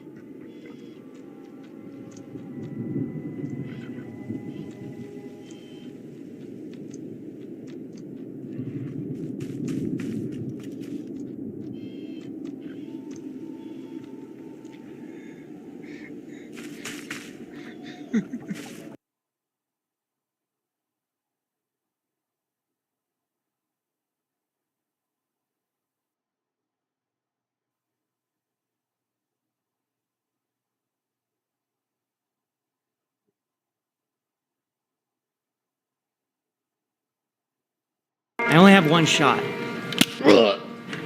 Is he here? Is Jen here? I don't see him. It's a little nerve-wracking right now. It feels like the calm before the storm. The storm being Jan. So I'm new to the Corridor office. I'm new to the Corridor crew. I mean, I'm just an intern. But I keep seeing all these different rituals. This thing, see a lot of that. There's a smash breaks, you know. There's a lot of things that go on. But the one that stands out above all else is anytime Jan comes in the office, there's pandemonium. Jan has this game that he always plays with us where every time Jan comes by, he tries to kill us all with these Nerf guns. And so we are forced to, like, defend ourselves.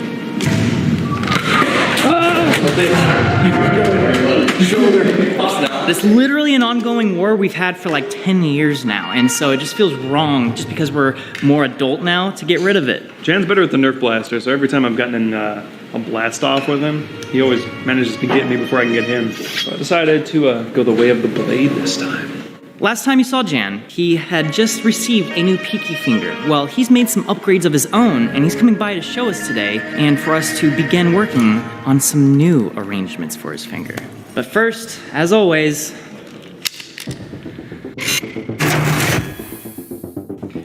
Jan should be here any minute. We don't know where he's coming in.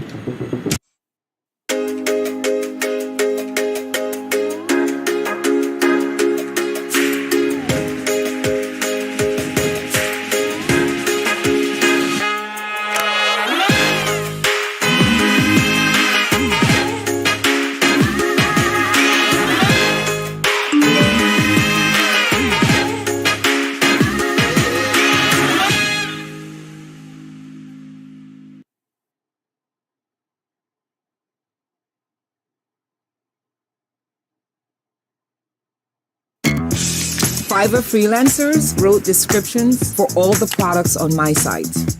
Just always simple and easy. I log on, I tell them what I need, and I get it delivered. Your turn. Get started on Fiverr today.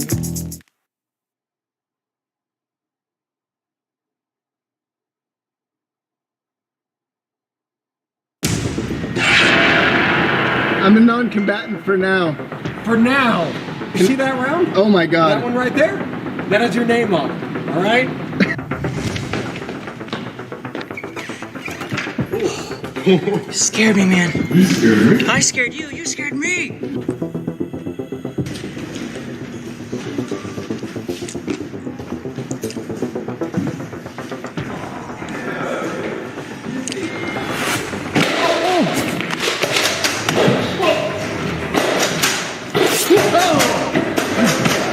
Get back now!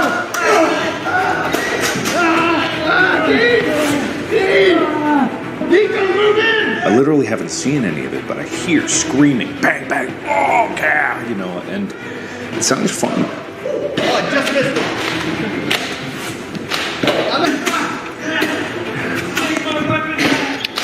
I'm out of ammo already. I only have one shot. Yeah, gun. Griffin has a gun. It doesn't work. Matt.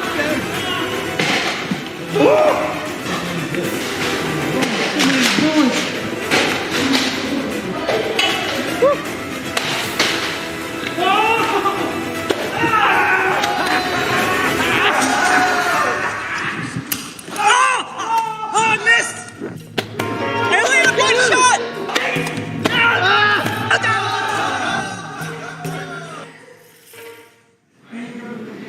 He killed everyone.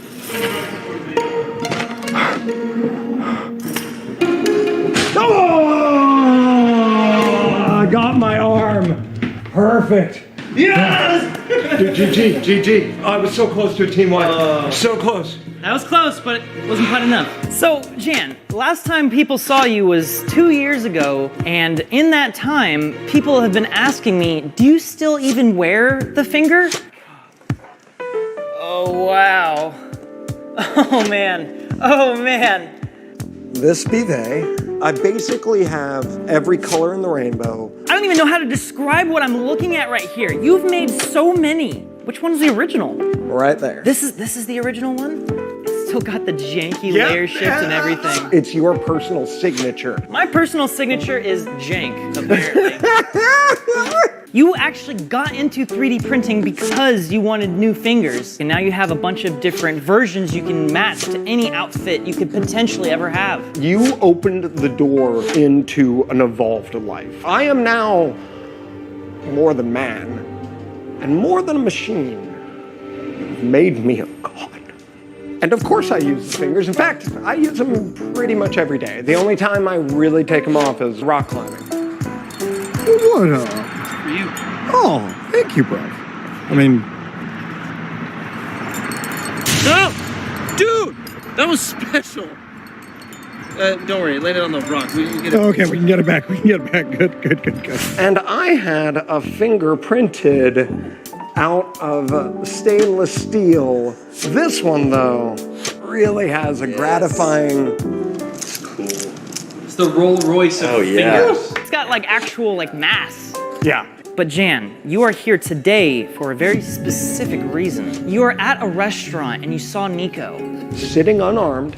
And you wanted to shoot him with the Nerf gun because that's the game we play. There I am, confronted face to face with a combatant. And I'm unprepared.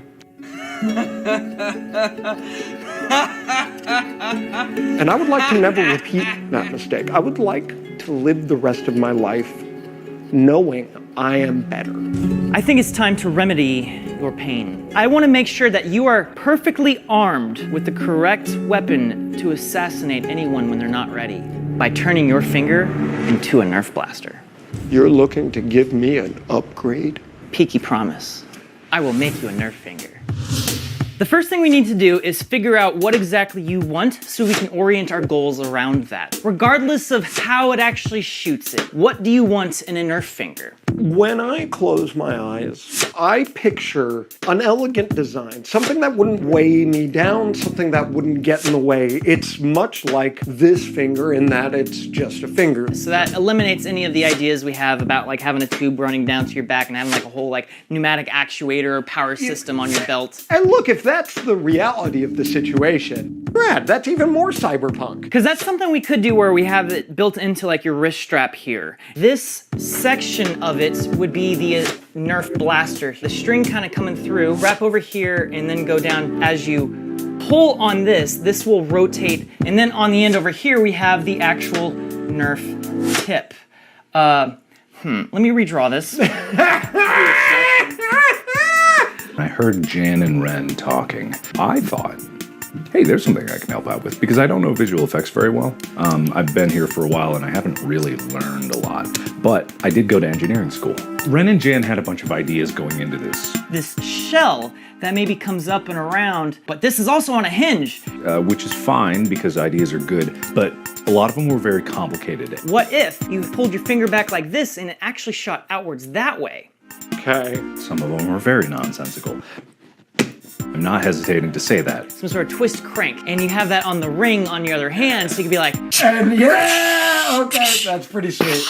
We gotta come up with a whole bunch of ideas. So I need Mark's help to come up with a propulsion system for this Nerf blaster. So I went to the drawing board and I started doing research. How do you propel an object is really the fundamental basis of this. Because once you know how, then you can know how small you can make it. You have a gas propellant, you have gunpowder, you have some kind of explosive propellant, you have springs, you have pneumatics. Technically, you could make a rail gun and have magnetic propulsion, which would be very cool. But all these are very complicated and many of them have multiple points of failure. And that's the biggest problem with engineering is when you have too many points of failure, so you try to minimize the number of places where it can go wrong. The most reliable solution will be the one that you actually want on the battlefield.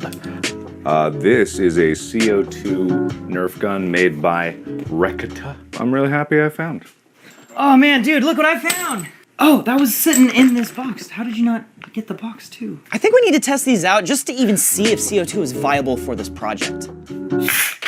I think this is armed now. I don't want to fire this at anyone until I know how hard this fires. It's way too tight in here. Let's go shoot it out there. Oh my god! What? Try to shoot the couch? Oh my god! Oh! Oh my wait, god. Wait.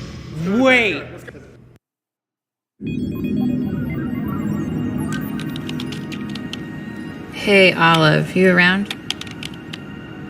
Always. What's up? I'm working on this API and could use your input. Are you on Postman? Postman. Oh yeah, I keep hearing about that. It's an API tool. Yes, it's so much more than that. It's like this whole new way to build APIs. Here, give it a shot. I just shared my workspace with you. You have access to everything. Sheesh. This is so much better than the way I've been doing it. Oh hey, the labs team wants to conduct an experiment. Can we open the solar sail as it passes over us? Yeah, we can. We can use the propulsion API for that.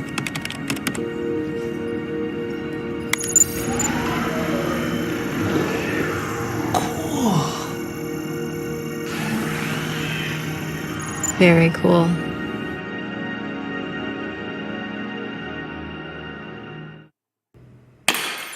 Oh no! You're crazy. Don't worry, the intern will clean it up. Okay, that glass went everywhere. Do you guys got a broom? Oh, thank you. There you go. Okay, I'm gonna shoot you in the back. 3, 2, 1. Ow! That just grazed me and that hurt. You okay? I'm good. We can't give him 800 PSI. Hit me. Ooh! That hurt about as bad as like an airsoft BB. Oh no! Safety. Anybody safety? It's a chick. Safety. Anybody safety? Oh, I always want people to be safe when they're getting hurt. What the heck? So that's a lot of pressure. Mark has gone ahead and literally taken apart an old airsoft gun. And so this is the simplest mechanism. So here's the air container. Here's the CO2 cartridge. It literally slots in like this. Using an Allen key, we tighten it, and then that will release all the air pressure into the actual valve here. And the idea is that just simply pressing this release will let air out. Oh! Whoa, dude. Too much pressure. No, this is perfect. You want someone to be hit with that? Oh, it broke it. There was so much air pressure in it, it literally split the dart apart. Hence the whole concern of 800 pounds per square inch. I like it. You're the one that's gonna be shot by it. Yeah, true. Oh my god, you're right, I didn't think of that. Okay, we are now taking a break from shooting season 2 of Son of a Dungeon so that I can tell you about our sponsor, Audible, because I've been listening to this really cool book called The Calculating Stars from the Lady Astronaut series by Marie Robinette Kowal. So picture, it's 1950s space race era, except a giant asteroid takes out pretty much all of the eastern seaboard and has now put enough moisture into the atmosphere that in 50 years, the climate will be uninhabitable. So instead of a space race fueled by the Cold War, we have a space race fueled by survival. If you're into space stuff or engineering and math, stuff like that, this book is awesome. And of course, you can listen to this book on Audible. Of course, Audible's got the largest library of audiobooks, but if audiobooks aren't quite your thing, they've got podcasts too, tons of podcasts. You got thousands of titles that you can listen to. You got some from the premium membership that you can listen to for free, but also with your membership, every month you get a free credit that you can spend on any book regardless of its price. It's a great deal, and the best part, you can download them all to your device or stream them directly from the internet, whichever one's more convenient or better for you. If this title sounds interesting to you, check it out by going to the link in the description, or just go to audible.com/CorridorCrew, and guess what? You can even text Corridor Crew to 500-500, and you will get a free 30-day trial. Thanks again to Audible, and back to the video. So even though the CO2 cartridges are very nice and powerful, I think Mark is right. With Ren's incredible guidance and his genius shining down upon me, I've been blessed with wisdom. Airsoft literally has electronically controlled valves to regulate air pressure. That is the whole fundamental basis of it. How is this different than the thing that we're messing around with downstairs, though? Was that not an airsoft thing?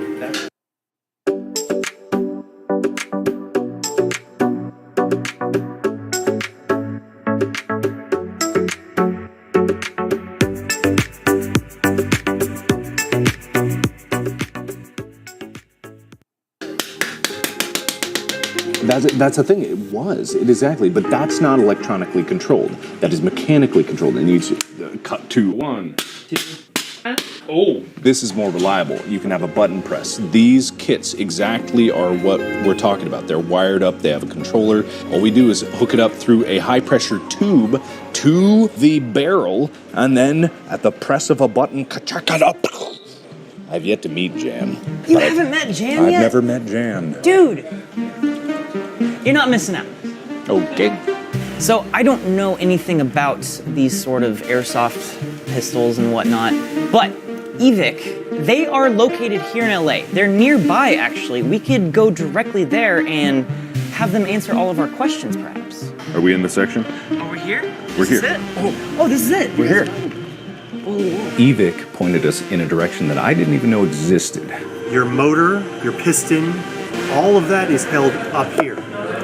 This seems to me to be a much easier way to slap on somebody's wrist than an entire air setup. This is an airsoft pistol, but this is not a normal CO2 air pistol. This is a motorized pistol. It is entirely battery powered. There is no CO2. What this does is a very clever compact mechanism where the battery powers a motor in the bottom to pull back a miniaturized piston that's in the grip in the same way that this pulls back. This motor in the bottom of here spins to pull back a piston, and that creates a pocket of air. The air is primed in the chamber, and it pushes the BB air. This is a compact solution that delivers reliable air through battery power. For me, this is what I really believe is the best solution, and I think it's going to be worth it, so I got to rip this apart. I'm hoping that Nat can take the actual build to the finish line. Mark handed me an auto-electric pistol that had its own self-contained piston system and asked me to make it capable of connecting to a finger. The biggest factor in all of this is trying to maintain a seal and trying to reduce as much complexity as you possibly can to get that air into the dart and nowhere else. So we slide the dart into here, and then the tube supplies air straight into the dart. We used resin printing this time around. The build resin effectively is a very, very strong version of what normal resin is, and it allowed us to have very, very small parts. That actually allowed us to have a lot of precision in a very, very small package.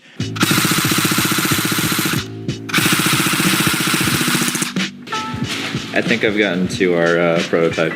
I put the piston inside of this leather pouch that I created and then made a little wrap around for it, and then I directly attached the piston to this rubber hose that comes down to this finger linkage. Then I ran leads out of the auto-electric pistol to a sound button for now. We can change that to be whatever. It's a sweet button. Obviously it's too big, we'll need a different one, but... Oh, I think the other thing that it probably needs is some elegant way to hide the cable scissor coming up. You're suggesting having some sort of actual, like, glove. Because then that way you can have the actual power wires going up, following up the hose, and then maybe divert around the knuckles here inside of the cloth thing. That's what you're suggesting? When he slips on, it's like a Nintendo Power Glove, in a way. Either the bracer slaps on here and slaps on here, Velcro, Velcro, or if you slap on, slide over wrist, Velcro here, or it's all one slide-on piece. So now that I have the trigger, the battery, and the motor all connected, I have to build a gauntlet that Jan can wear that holds all the components in one place. So I decided to make it out of leather. Bust out that sewing machine. Creation is the fun part, and if creation under dire straits is what it is, it's like even more fun. The challenge is good. I'm gonna go ahead and detach this. I don't have a knife. Yeah, scissors. Okay. That's on CorridorDigital.com. We have even more details as to how this thing went together. I made a ring. It is as simple as this. You just need a big old button. It's a very, very analog kind of thing, and it allows him to activate it at the push of a button, which is conveniently right on his finger. I don't know how well the string is gonna work, but we at least got a ligament in there now. So something that should be able to actually make it function as a finger still, as opposed to just like a floppy digit. It's there. This is for the left hand, right? What? Right hand. It's Jeff. Okay, it's Jeff. Oh no. Is he missing his left finger? I'm pretty sure. Let me just double check this. We've always done it gesticulating with I'm the hoping right it's hand. his right hand right now. We've always done that. We've been boom, boom, boom, boom, boom. Left hand. Wow! No, don't panic. My fellow corridor crewmates, this is fixable, for you see, hands rotate. There you go. We just have to thread it the other way around.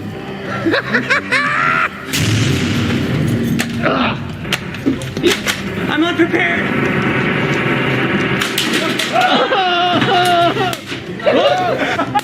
Where is he? I think he's legit going all the way around. To make a real difference, we need a leader like Eric Schmidt. Schmidt's a true fighter. He will get things done in Washington. Effective, serious. A champion who fights for us with a record of real results. Eric Schmidt for U.S. Senate. I hear him. I came here today with the intent to do a team wipe, and Nat stopped me. And then the secondary objective of perhaps getting a Nerf finger. So how's that going, guys? We have something. Can't wait. Can't wait. Through it all, we persisted because we knew the end goal of arming you to make you the most dangerous Nerf player in the world was achievable. Thrilled to enter the upper echelon. I'm thrilled to become an S-class player. I want to present to you version 12 of the Nerf finger. Oh, hold on.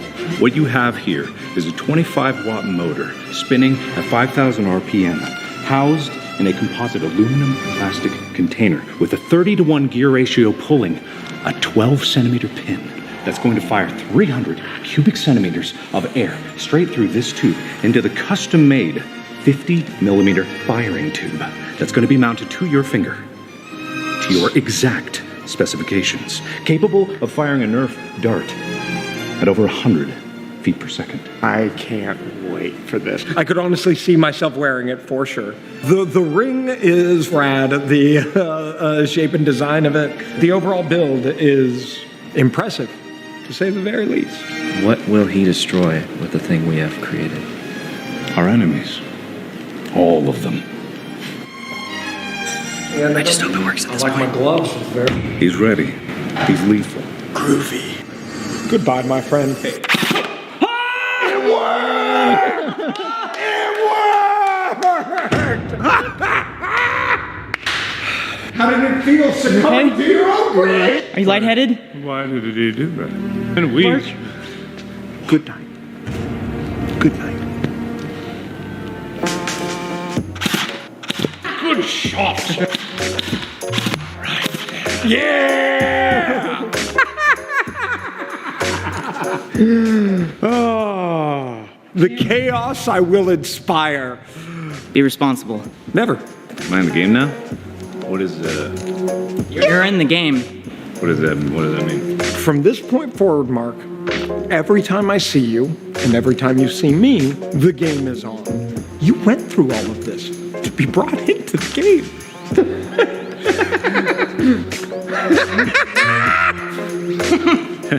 I may not have chosen this, and it may not have been what I thought it was, but I'll save the best for me now. And to you, my friend. That's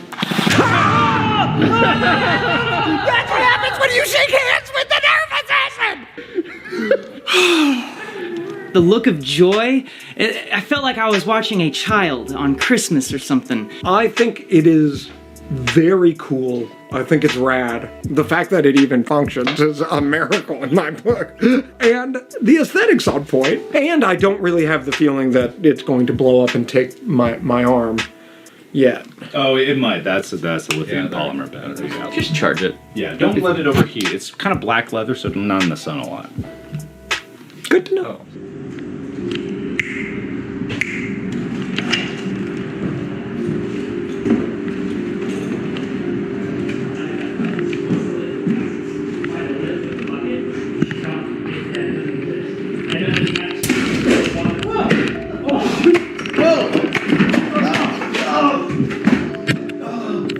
Not the face.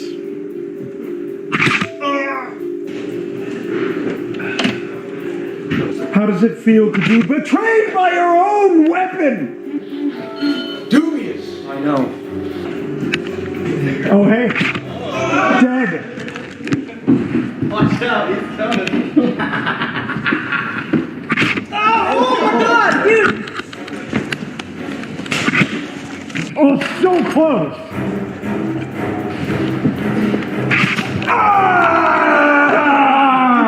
From the shadows I come out of. Get off our set.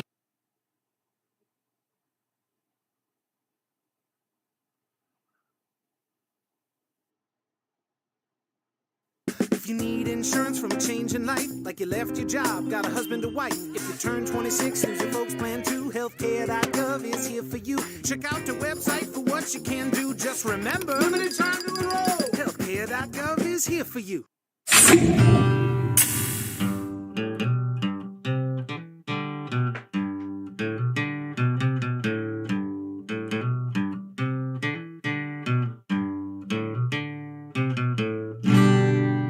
Hello, everybody, and thank you for joining us on the Corridor Digital Podcast. We have a very special guest today. If you didn't see in the title, Mark the intern has joined us, and apparently he's got a YouTube channel. So, Mark, thanks for being here, man. Hey, thanks so much. Just an honor and a privilege to move up from it. I get it as a promotion, right? Yes. Okay, cool. Yeah, you now get talent credit. Wow. Does that get paid? I wasn't paid before. No, not yet. Not yet. Credit is the payment. Health insurance, benefits, dental. Dream on. Okay. In due time. Right now, we'll give you college credits. Okay, it's cool. You're still in college, right? Technically, I have not graduated, so hopefully working towards that degree. Wait, are you another creator who didn't graduate from college? You got that right. I dropped out. Oh, man. 2 semesters away from graduating, yes. Okay, so who else is in that boat? Nico, aren't you in that boat? No, I got my degree. I got 2. Okay. I got you got double 2. degree. Okay. Double degree. Well, Brandon's in that boat. Freddie's in that boat.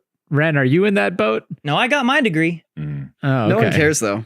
Yeah. Yeah, that's true. Well, it's because I realized I wanted to do YouTube videos about a month and a half before I graduated, and at that point, I'm like, well, I might as well just graduate. I'm so close. I was doing YouTube for a while I was still in school, but only carried on for about maybe a semester or 2 before I was like, maybe I should go whole hog into this thing. And look at me now, an intern at Corridor.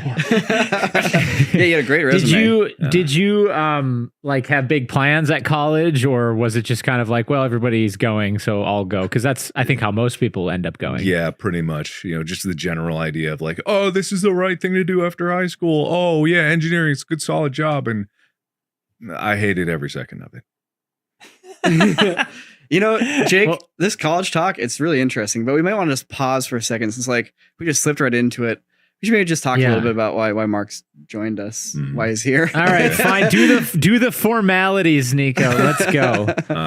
So all you Mark listeners is actually interning here, I guess. Legitimately, you are here to kind of just experience and learn a little bit. And It's like auditing a class, I think, but I'm trying to help out wherever I can. I literally walked into the first meeting and I was like, yeah, I'll get people coffee. I just like the idea of soaking in knowledge because there's a lot of for all the Smash games and all the goofing around. There is a lot of knowledge that floats around in the air. Like the ether is soaked with knowledge. It's a thick ether here at Corridor. Yeah, I think auditing a class is probably a better preferred categorization of this. You know, I had Jerry O'Connell audit a class when I was in law school. Who's Jerry O'Connell? He you know, the actor. He's in like I don't know. He's in what's that really old Stand By Me? That really old kids movie? Or it's not a kids movie, but it's a kids adventure. Yeah, not as a child, as a man. Yeah, cool. And then he was in my law school class. He told everyone he was going to law school. He's very serious about it, and he's like, "No, I just want to go." And then, of course, he drops out after the first year, and then he goes and does a show about being a lawyer. Oh, interesting. So it was like, well, why'd you lie to us, Jerry? I mean, aren't actors just technically professional liars? I guess so. Or are they perhaps that's one way to put saying it. the most truthful things?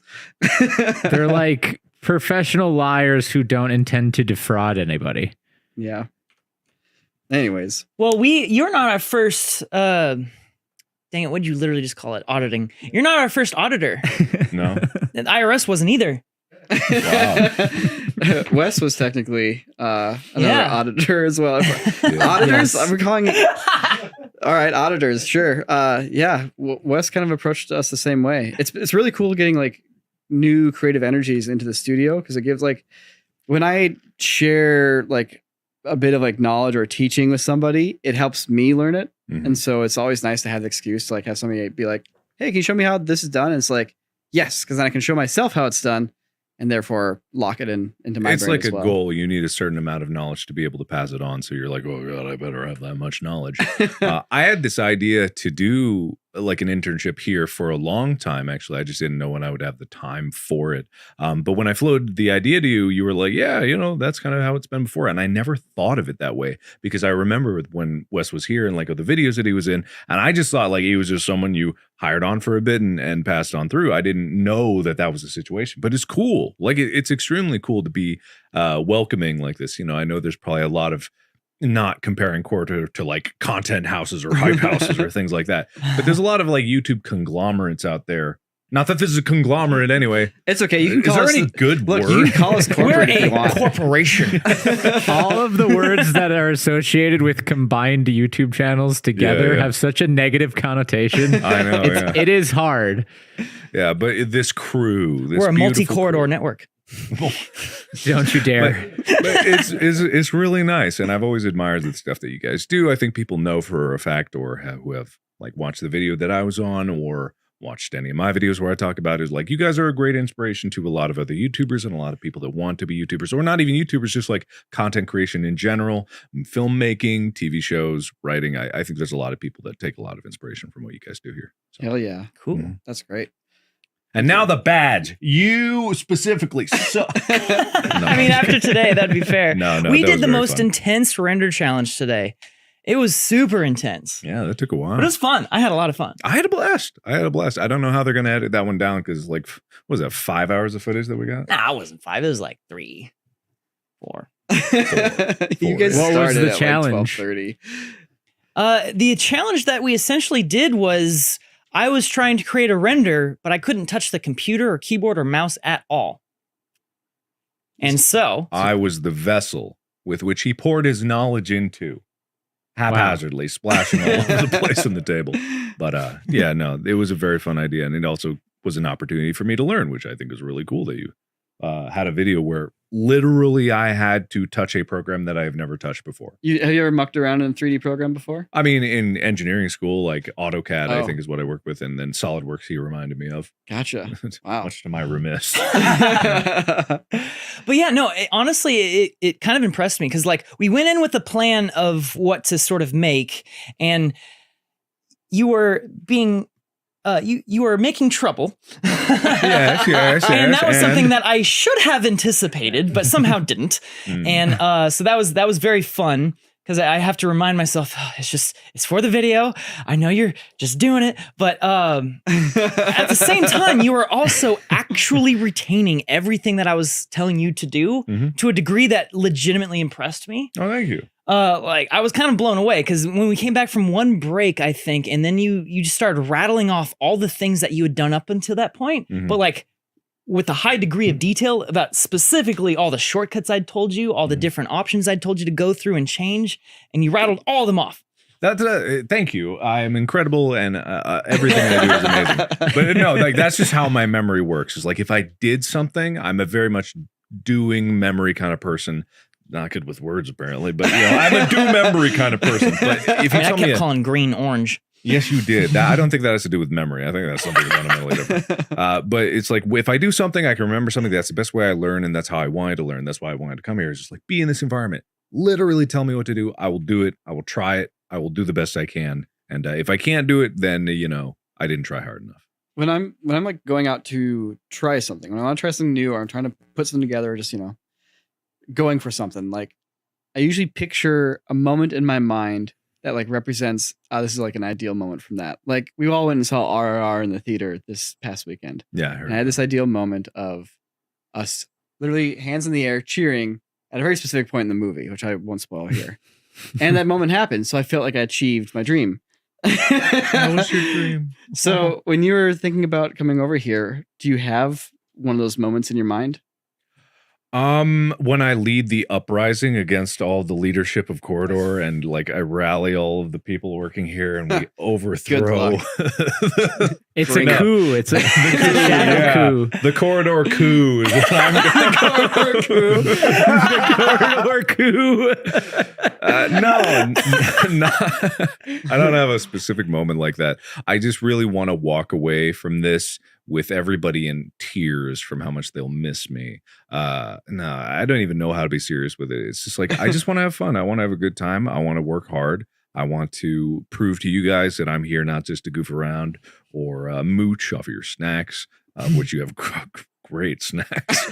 But shout out to Jordan for that. Yeah, I just hope to, leave an impression here, walk away with some knowledge, and maybe it'd be cool if I come back every once in a while. Yeah, man. I mean, that's Wes in a nutshell too. Okay. Can we pause for a second on this idea and talk about Corridor Coup for a moment? And maybe it can be like a second channel, and it's Mark trying to overthrow Corridor, and we don't know what's happening, but he's constantly trying to. Yeah. It's a coup attempt. What if I've already started it? What if I've already registered the domain? What if I've already? I hope you have. I hope you have. He's got a .com/corridor coup shirt on. Well, we have to actually now register the domain now that we've talked about it in this podcast. Yeah, I know we have to do it before we release this podcast. Yeah, like when like TV shows like say something, they have to actually have the domain or something like that. No, I'm not saying they have to. I'm just saying we should. Someone else will grab it if you don't. Exactly. Yeah, we'll grab the. Now that we've talked about it, we've made it a thing. Yeah, we also have a car channel called Corridor Coupe. Wow. Just put the E on the end. Keep it going. Sorry. Would it be like? I was almost like boo, but I didn't. Yeah, that was too low effort. Or would it just be coup? I have Probably really enjoyed coup. in the past when we've done like the Office style like storylines in like our behind the scenes videos, where it's like we invent a little bit of extra lore. Like the Peter Clone saga. Yeah. I briefly thought about whether or not we should try to bring that back. I do that all the time in my videos. Like I do gaming videos mostly, but even like, and I do like higher production stuff, but even in my normal videos, I always love weaving a through thread. Like I was telling someone else earlier today about this kind of like side character in my videos, which is my editor, Lixian. He animates himself into the videos a lot, but he has an evil version of him called Lunky. Lunky. And who I made made Lunky? because he was on vacation and I hand drew him and he's evil and there's this like whole plot of him trying to fight the evil version of himself. And he's killed him before he's back from the dead. He's monstrous. It's just like little flavor bits like that. Weaving through videos is my favorite thing. It's an eternal tapestry of a story, and things can fall away and die. But I did love that when, you know, Peter getting shot all the time with the arrow and then just like drag him away and then a new Peter comes in. Like it's really fun. Like the surreal elements of YouTube, like it lends itself to it because all of it is like it's a version of reality that you package and edit down for consumption and entertainment. There's like that real side that I do appreciate. But there's always like this whimsical side that you can just play with people's expectations, and it's fun. Like it's just fun to do. So I recommend you do. But nothing messes with people more than doing a little bit of visual effects on a behind the scenes moment. Yes, and they're like, "Whoa, Yeah. that's real." Yeah, because you're not that expecting it in that context. Yeah. You know, you think it's like a reality context, and then something weird happens, and Metaportal Go. Look professional, even if you don't feel it. Metaportal, the smart video calling device. Of course. That makes work from home work for you. Should we get started?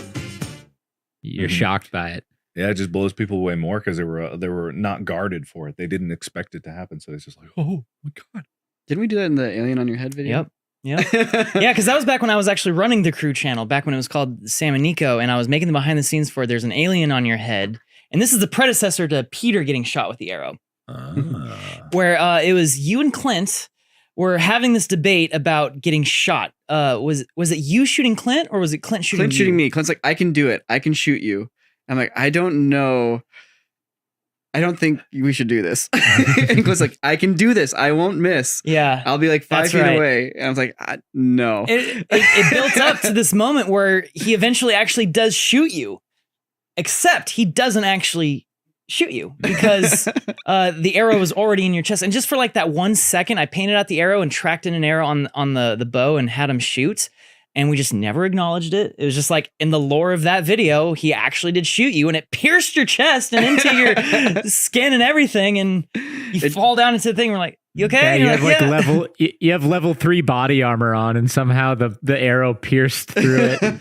Yeah, the ceramic plates. I love it because Yeah. it's like the light side of VFX and the dark side of VFX. You know, using it for evil, like with when they stole your voice, Jake. Oh, like, yeah. I really unironically love that video. Legality aside, that was very funny when you said, "God," when you were like, you know, in Texas they say, "Come and take it," and Sam was like, "Well, I came and took it." Yeah, he did. God, I laughed for like 5 minutes straight. It was so funny.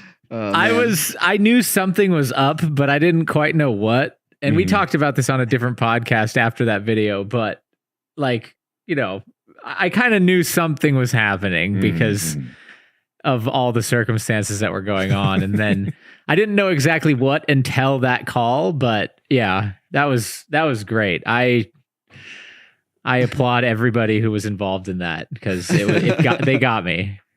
Did Robo Jake do an ad read in that video? I can't remember if that Yes. was. Not the whole thing, but there was a couple lines that Dean snuck in there. I feel like I actually not that I skipped through the ad reads. I would never do that. Never recommend that anybody do that. But I do remember distinctly watching the entirety of that particular ad read. I don't remember what it was about. But That's I rarely watch our ad reads, obviously, but like that was one that I watched all the way through. Also, Obviously. Well, I've already seen them that's in their true, yeah. individual forms. You're right. Yeah. Yeah. No, I'm glad people watch the ad reads. I'll just say that. Like we try hard on them. And so I'm glad people enjoy them. No, I love goofing with ad reads. I love making them funny. It's something that companies don't understand. Is you came to us. Who was I talking to this about? You came to us. Talking to me, actually. Yeah, I was talking to you. It was like, yeah, these companies come to you and they're like, we love how you interact with your audience and the videos make. Can you do something completely different than that? And so, like, for the podcast that I have with my buddies Bob and Wade, we literally have a stipulation that we will not do an ad unless if you have any reviews, we will not do an ad. You have to trust us. And that way we God, can I love that. We run with ads. There's no reviews. We just like blast it out, whatever chaos. And the funny thing is, we are one of the very few podcasts where people will go back and listen to our ads specifically because we make them funny. We make them engaging and fun. And so the bits that we're doing cause people to want to listen to it. And it's like, yes, exactly. Don't you want people to want to listen to your ad read? Yeah. We get the URL at the end of the ad in there. Like we get all your talking points in there, but we just make up fun improv. Well, you're here. I really want to try that with you.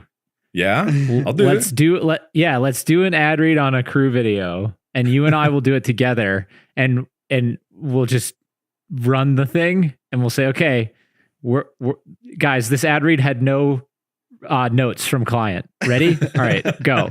I would love to go ham like the interns ad for I would be honored to make one of those happen. I would watch that ad. Yeah, so long as you just like let me go ham with it, I would be so tickled to do. But like, I feel like this is the context behind this is probably not something that most people really like understand. They know that we do ads and stuff for companies, but like they probably don't fully realize that we have to have like that ad segment prepared like way in advance so that we could send it to the client and then they can review it and go through their own corporate ladders to get it reviewed. Sometimes that could take a couple days. And then they'll come back with notes like, oh, we didn't like that one thing you said here and like whatever. And then it's like, we got to address these notes. So you go back and you make those changes. And sometimes it can be a big deal. Sometimes it can be a problem. And so it's not always too often these days. Not too often. Not too often these days. Like the last year or so, it's not been too big of a thing because like we've done it enough. We got enough of like a pipeline and a workflow and like a rhythm more than anything. And Christian's and also back. Christian's an amazing producer. Yes, absolutely. But I don't know. I it's just one of those things that it's always kind of like I want to do it my way. Exactly. Yeah, and if you do it your way, it will seem more natural. More natural. Everything that with ads, the main reason people don't watch them, I don't think, is because it seems disingenuous half the time. Even if it is, even if you actually do like the product that you're selling or promoting, like it doesn't matter to people because they're not like, wow, man, you sell out, you've changed. I like old Corridor better. I can't believe. I think that's why I kind of like drove the character that is me doing the ad reads to like a out of touch, almost disingenuous person. Not like,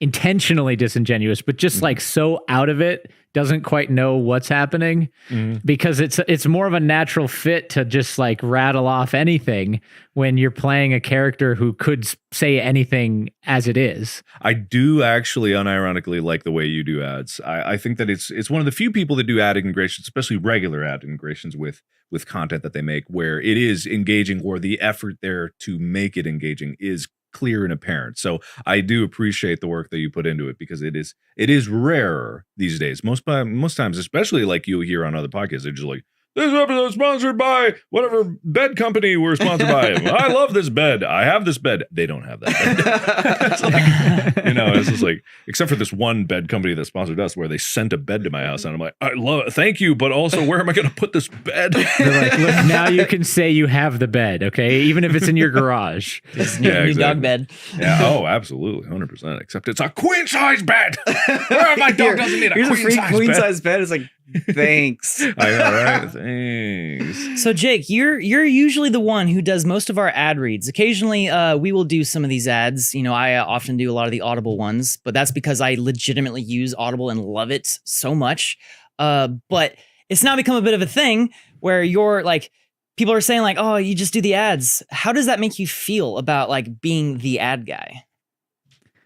I mean, I've said this before. I think just any time you get a chance to be in one of the videos, it's kind of, not something to be taken for granted. So I just try to appreciate it and have fun with it. And, like I kind of molded my creative brain through the trial and error and the tests of when brands would come to us and say, hey, we have this idea.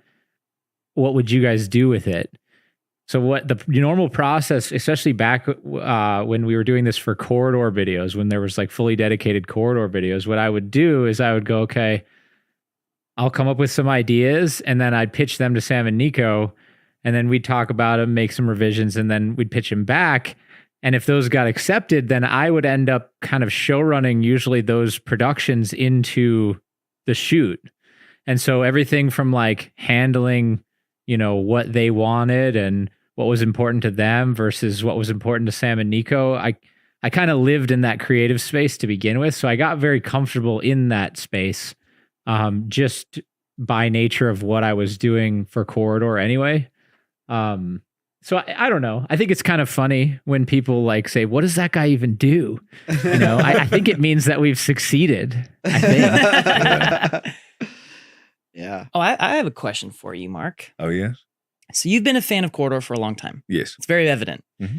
What do you miss from old Corridor? Oh, man. That's a good question. Ooh, interesting. The hard-hitting questions. God, everything. For instance, the name Corridor Digital. I forget who I was talking about with that. It was like yesterday. Like, someone was it you? I forget. Someone was saying like they're talking about like, oh yeah, Corridor Digital, and they're like confused, like, huh? You mean Corridor Crew? No, nothing really stands out in terms of like topical things like that. When names, logos, it's whatever. It's the people, right? And one of the beautiful things that Corridor has is, for the most part, and honestly, even better about it, is like the main people that were there in the beginning are still there. There's so many YouTube channels that exist, especially group channels or collaborative channels that exist. And then they go past the point where they've lived out their life, and then the people go their separate ways, and then the original people are not there. I mean, I could list off some names, but I don't want to like put any people like on blast or anything. It's not a thing. It's just life. It happens. And with Corridor, like it still feels, even with an office full of people, it still feels true to not only the message and like what was trying to be made so many years ago, but also just like the people are still there, and you've had a chance to see them grow older, see them grow wiser, see them grow like maybe a couple gray hairs here and there. We've all I have actually started noticing gray hairs on me. It's wild. Yeah, I've started to notice quite a few coming in now. But you know, growing up with that, looking back and saying that I miss something, no, I don't, because there's so much more of the same thing that I loved back when I started than there is now. There's just more of it. There's more of the people that I enjoyed watching. There's more of the like the high production videos. Maybe like it's a bit more sporadic here and there, but I noticed the effort isn't like reduced overall. There's a lot more effort put into Corridor Crew. And so honestly, I don't miss anything about it. Now I'm so grateful because I get a chance to interact with you guys and like hang out with you guys. So I don't know, maybe I'm biased because of that, but to be perfectly honest, people look at my content and they're like, I miss the old Markiplier. And I'm like, what about it? What about it do you miss? They miss your red hair, man. Yeah, they miss your red hair. That wasn't even the early Markiplier. That was like mid Markiplier. You know, people miss. I've been on YouTube long enough that people miss multiple different phases of me. Like this was best, and I'm like, hey, at least they're passionate. Yeah, we can about relate to that 100% as well. Especially when we started like doing the vlogs. They're like, oh, I miss when you guys just did behind the scenes for your actual stuff. And then like we did that for a couple of years, and then we started shifting to more story based stuff. And like, I miss the every other day uploads, and it's like you go through phases of new audience members who miss that certain phase when they became a fan. Yeah, yeah, exactly. But it's like you just do this long enough, they're like, I don't know what to tell you. Hey, did people know about Corridor? Corridor, is it corridordigital.com? Yeah, it's Corridor, because I'm that shirt is throwing me off. Corridordigital.com, where they can see crew cuts, which just entered season 2 and is even better than ever, and where they can get crew producer points so that they can vote towards their favorite new shows that are going to come out. Yeah, do they not know about this wonderful website? Do you guys know about this? I hope they know about it. Well, they probably know about it now. No, I love crew cuts. I haven't caught up with them as much as I should, just because I've been a little busier. But like, those crew have cuts are so well made. They're so well made. They got the same feel as the ones from Sam and Nico, you know, or like earlier times. They're still there, and if anything, better, honestly, just because the ability for people to like actually put quality. Oh, they're into it way and, like, care better. about it. They're way better. No offense, Ren, to what you did back in the day. But I mean, we were making very different things. We were. It's like I don't think it's quite comparable. No, I don't want to compare it. I'm just saying people naturally will. But like the storytelling on the Crew Cuts vlog and on the Crew channel now is just it's so much more refined. If you go back and watch a video from like, 2012, 2013, 2014, like those videos are fine, but you can just see the quality and the artistic evolution through it, which is fun to me. I think that's actually really cool. Mm-hmm. To make a real difference, we need a leader like Eric Schmidt. Schmidt's a true fighter. He will get things done in Washington. Effective, serious. A champion who fights for us with a record of real results. Eric Schmidt for U.S. Senate. Mark, when did you start YouTube? Me started YouTube? Yeah. It would have been March of 2012. I just celebrated my 10-year. Actually, I launched Space on the 10-year. Well, it was April 4th is when I uploaded my first video, but I first started trying to make a video towards mid-March and failed spectacularly. So just about 10 years. Yeah. That's crazy. It's weird to think that this job that we're doing is like old news now. It's like, yeah. We got into it's like, oh, the new media. You guys are new media. You're on the frontier. And I was like, YouTube? YouTube's like the oldest video platform that people use. So now. I was in a Lyft on the way to the airport the other day from the studio, and I ended up talking to the driver the whole way, and he was I asked him how old he was, but he wouldn't give me an answer. But he was younger. He was like maybe mid-20s, younger than us, and he was saying that YouTube to him is like TV because it's like the hardest social media platform to do now. Hardest, and so that just interesting. Yeah, like the hardest one to I guess make a living at is what he was saying. I don't know if that's true. I think there's a lot of people who probably have a pretty difficult time on Instagram and TikTok and all the others, but.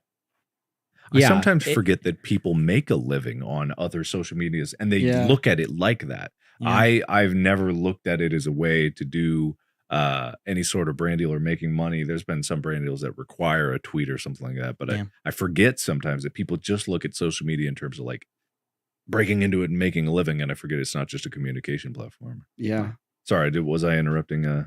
No. I just thought it was an interesting tidbit because like you guys were saying when we first started, it was kind of it was the new hotness. We were just kicked. It was the new hotness, but to the TV and movie people, we were kind of in this scrubby little corner, and we were just a bunch of miscreants doing whatever we were doing over there. And what now do you mean you can make money on YouTube? It's like, launching a new YouTube channel now is a little bit like trying to launch a new TV channel, 15 years ago, 20 years ago. Where it's like channel show. Okay. Wow. Where it's like, I'm going to drop a new cable channel and try to get people to come watch it.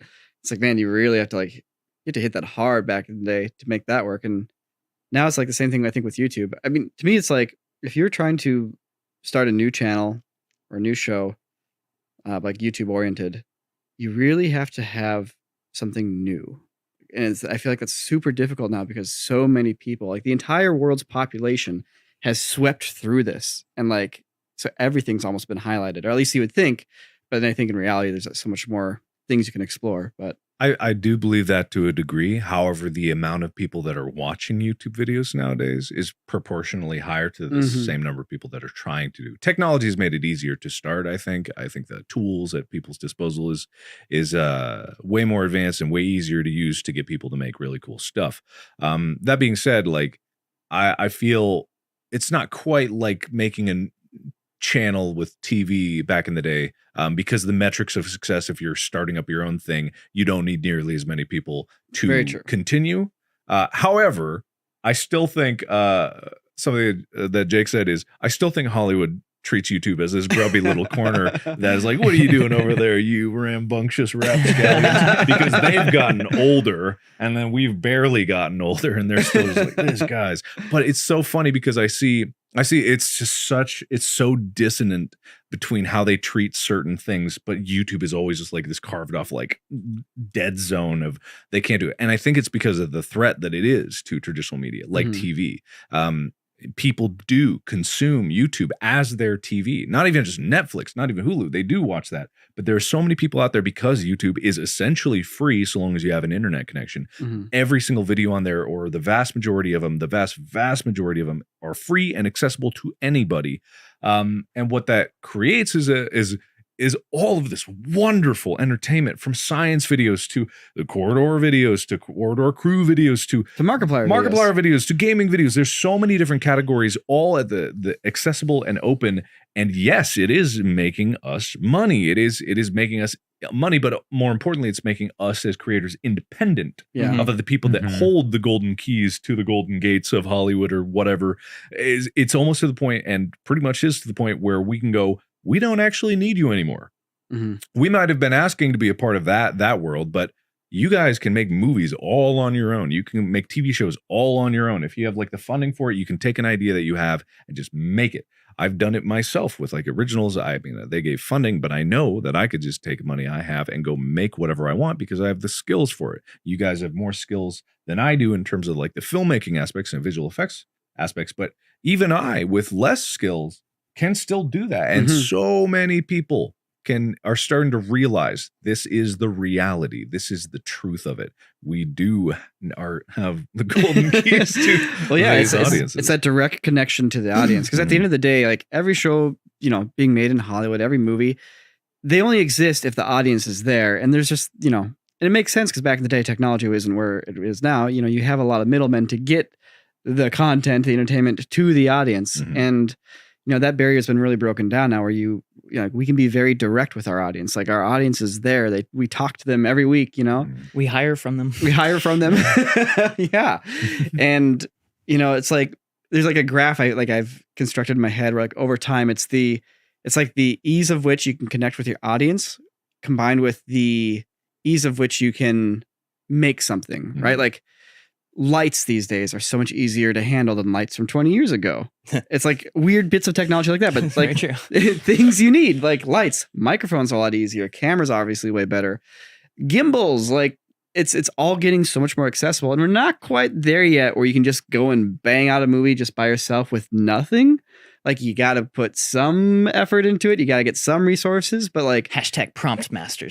Prompt masters. Yeah. Once you have AI movies, revolution, just, when all you got to do is your just one input sentence. some prompts and then generate a movie. Yeah. Like, right now it still takes some resources to go and make something, but like it's becoming so much easier. And then that connection with the audience is becoming so much more direct. And like, I feel like we're not quite there now, but I feel like in about 5 to 10 years, we'll finally meet that point where like they truly are intersecting. And then like the big constructions around like TV shows and movies are going to start to get real wobbly because everybody's going to be making TV shows and movies. Everybody's not making TV shows and movies now because it's still really hard to do that. But that's getting easier every year. And the access to the audience to support that monetarily and with attention is getting better every year too. So who knows where it's going? Did you guys ever have actual like cable television once you left home? No. Yeah, me neither. Like when I was in college, I had friends who had like, you pay the exorbitant amount of money per month for like cable TV or whatever. And I was just like, I have Netflix. It's got everything. And actually, it wasn't even Netflix that I cared about. I was all about YouTube. I spend, even today, or like in general life today, I spend so much more time on YouTube than any other platform combined. HBO, Disney, Hulu, Netflix. Yeah, I'm always defaulting to YouTube because I know for a fact there's going to be something there that specifically interests me. And then I'll watch that one video and now there's a million other videos in the queue. But like, I like people, cord cutting was always like a big talking point over the last decade. So many people are getting rid of cable. And I was just like, I never had it. Does that count? I don't know. I had it for I had it for like a year about 10 years ago. And that was the last time I had it. But when Hulu came out, I had that for a while, and then I got off Hulu. But then Hulu, and then I was on Sling, and I flipped over to the subscription services. That's right. Because I got Sling because they had live sports, and then Hulu got live sports, and so I just have Hulu for the games that I watch on there. But then other than that, I like the same thing as you. I pretty much, when I'm watching something, it's a YouTube channel that I watch. Yeah. You know, I actually just got YouTube TV for the first time ever, and it feels like regular old, channel scrolling TV, but I only got it because I wanted to watch the NBA Finals. Yeah. and I have a 2-week trial for it, and as soon as the NBA Finals are over, I'm canceling it. Yeah, they've been hooking people on that with the Olympics and the baseball and the NBA Finals. Yeah, Olympics is why I did it. Not to besmirch our YouTube overlords. We love you, and everything is wonderful, and we love it all. It's great. It's so good. But I love that 45 cents being taken out of every dollar. Thank you, guys. We love it. But what it shows is like, most of the stuff that is being made on TV, I would say probably 80% of it is not worth people's time. Yeah. That's the sad fact. It's not even that it's good or that it's bad. It is simply not worth people's time. I know people bemoan like the 2 mid rolls or the 2 ads now on YouTube, and I would like it to not go higher than that personally. But when it comes down to watching TV, I actually watched TV recently over at a friend's house just because they had nothing else. And Hey, you want to come over and watch TV? You like to watch TV shows with me? Hey, I'm here. Hi. It was terrible. I had a terrible time just watching it, even if the content was moderately interesting, because there was just ads every 7 minutes for 4 minutes. It's of horrible, ads. man. The Yeah. ratio Unbearable. it's unbearable. Like, you'd who have would an do hour that? slot for a 40-minute show, and like that means 20 minutes of ads, and each ad is 30 seconds long. It's so depressing. It's what it is. Yeah. It's like you understand the veil is pulled away that actually, oh God, I am just being sold shit. That's the only reason they cobbled together this show. Instead of now streaming with no ads, it's so much nicer just to be able to pick something like I'm watching Alone. Me and my girlfriend are watching Alone. Love that show. Just survival out in the wilderness. Have you guys watched Alone? I watched the first episode. Yeah, it's very engaging, very captivating, very simple concept. They're filming themselves, which I think is super cool. But no ads. And it's like, God, I am just here for the content itself. And YouTube obviously is ad supported, but there's a skip button. And there's YouTube Premium. And there's YouTube Premium, which I have, and I honestly love it's YouTube my Premium. favorite subscription. They trashed the initial launch with like YouTube Red, and they ruined all that. But I unironically think everybody should get YouTube Premium because it supports your creators more than ads do, and you don't get ads. It's like you don't get ads, and you know that your value is like over 100 times more than any other viewer not on YouTube Premium. Yeah, so it's like if you want to support your favorite creators, getting YouTube Premium, well, you get rid of ads, that's cool, but like you are also directly influencing. But if you really like us, you should go to quarterdigital.com. Yeah. It's very Google of YouTube to not promote YouTube Premium more than they do. Yeah. I don't know if they quite know the ratios in terms of what goes to the creators who have people watching who are on YouTube Premium, but it's the same reason why we started the site. It's just because you have less people, you can make better content, it's direct, there's no ads. Everything is just better for everybody. And I don't think YouTube does nearly a good enough job actually explaining that to avid consumers. They promote YouTube TV all the time, but Well, maybe it's because they still make more money at the end of the day from just all of the AdSense that they come rolling in. They don't want people to just leave that in droves. I mean, Google itself is an be. ad company, first Exactly. and foremost. And so they're just like, YouTube, don't get rid of the ads. yeah, Don't push it too hard. It could be But that. they also don't yeah. want people just using ad block to get around ads either. Yeah. Metaportal Go. Look professional. Even if you don't feel it. Metaportal. The smart video calling device. Of course. That makes work from home work for you. Should we get started? Yeah. So that's why they made that option, I think. There's one thing that YouTube's done that, as I reflect on it, it was a really good move, and it was a really generous move, honestly. And that is the effectively total acceptance of people doing their own ad reads and brand integrations in their content. Because YouTube could have been like, you are cutting a slice from our pie, and it's a slice. Like, how dare you?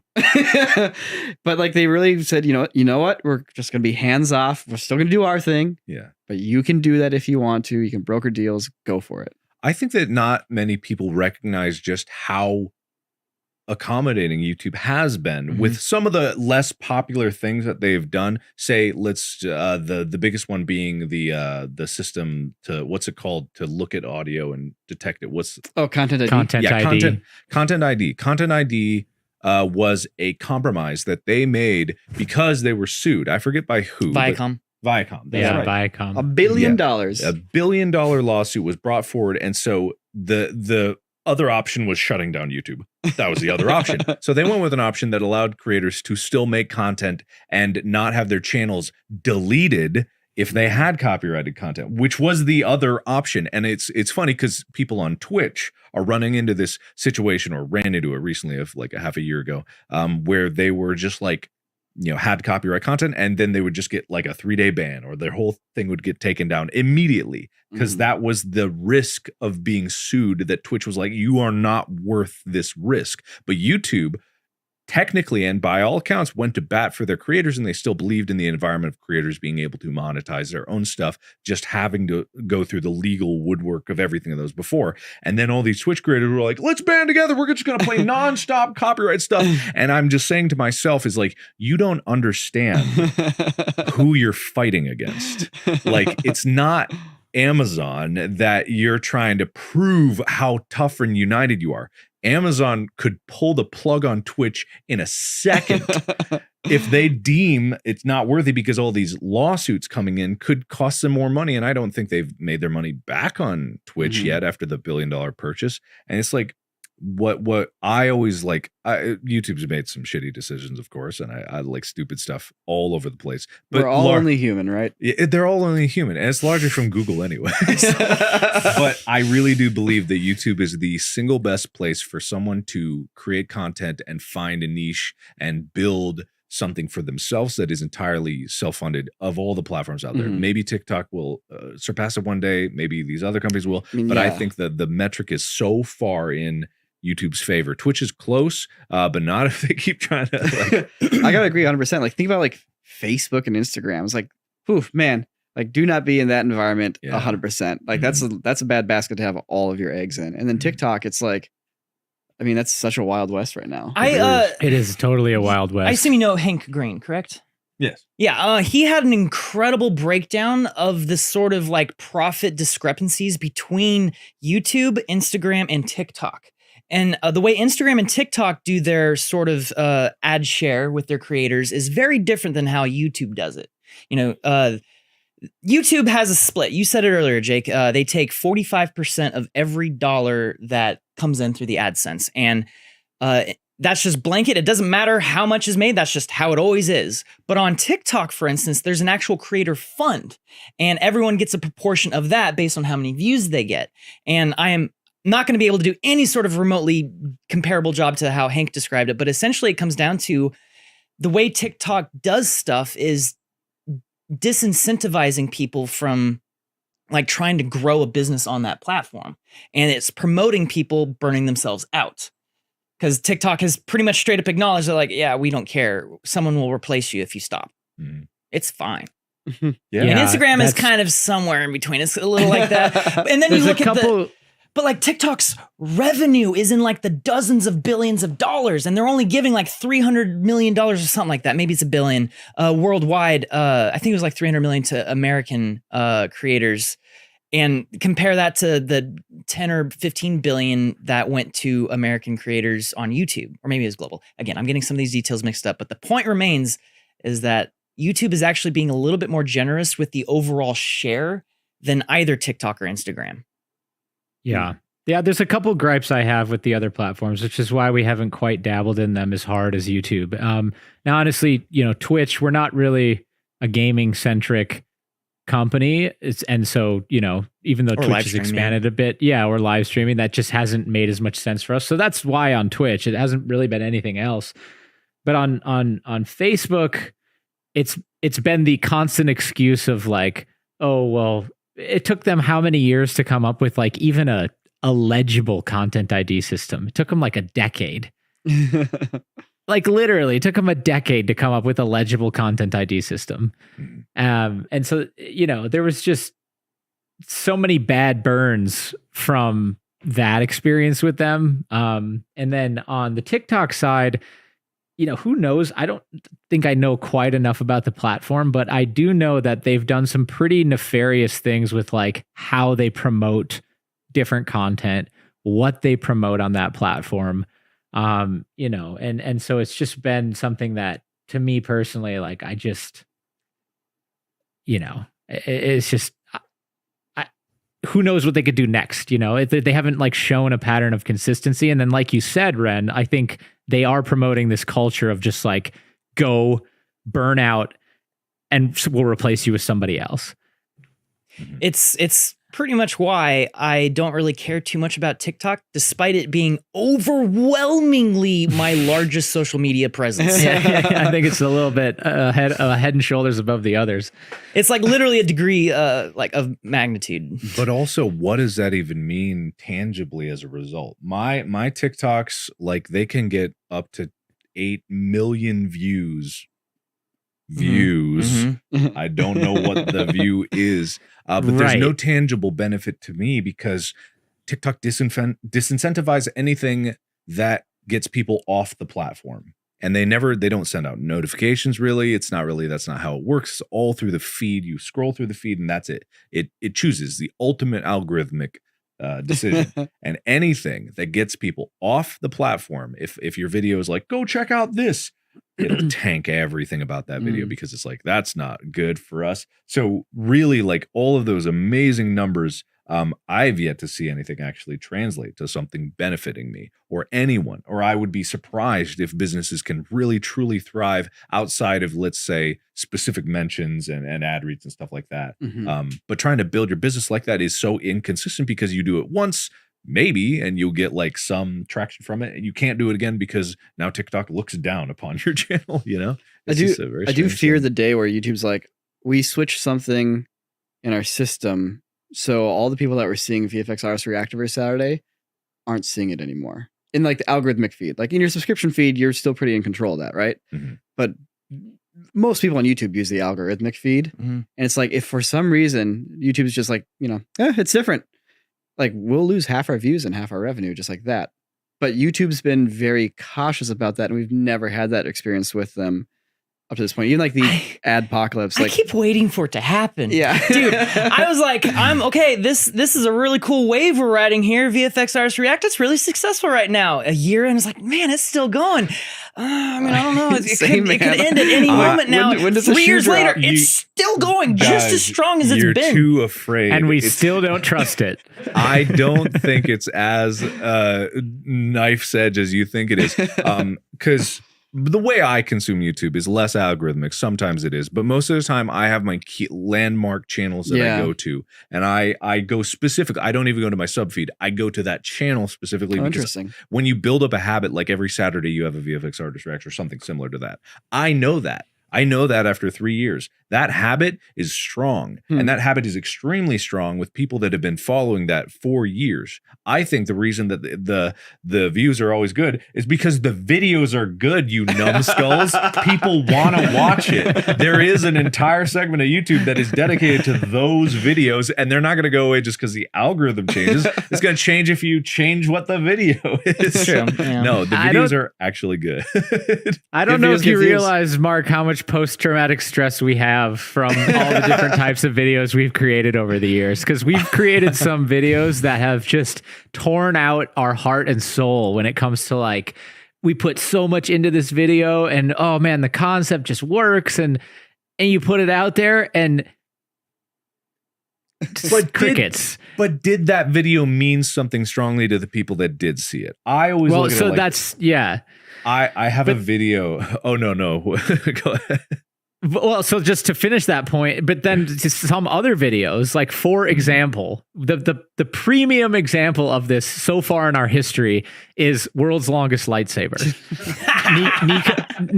We'd been creating these short films for years, you know, production, talent, like expenses, big financial risks for us, like all these other things going into it. Nico comes up one day and goes, "Hey, I want to shoot this video with my cell phone."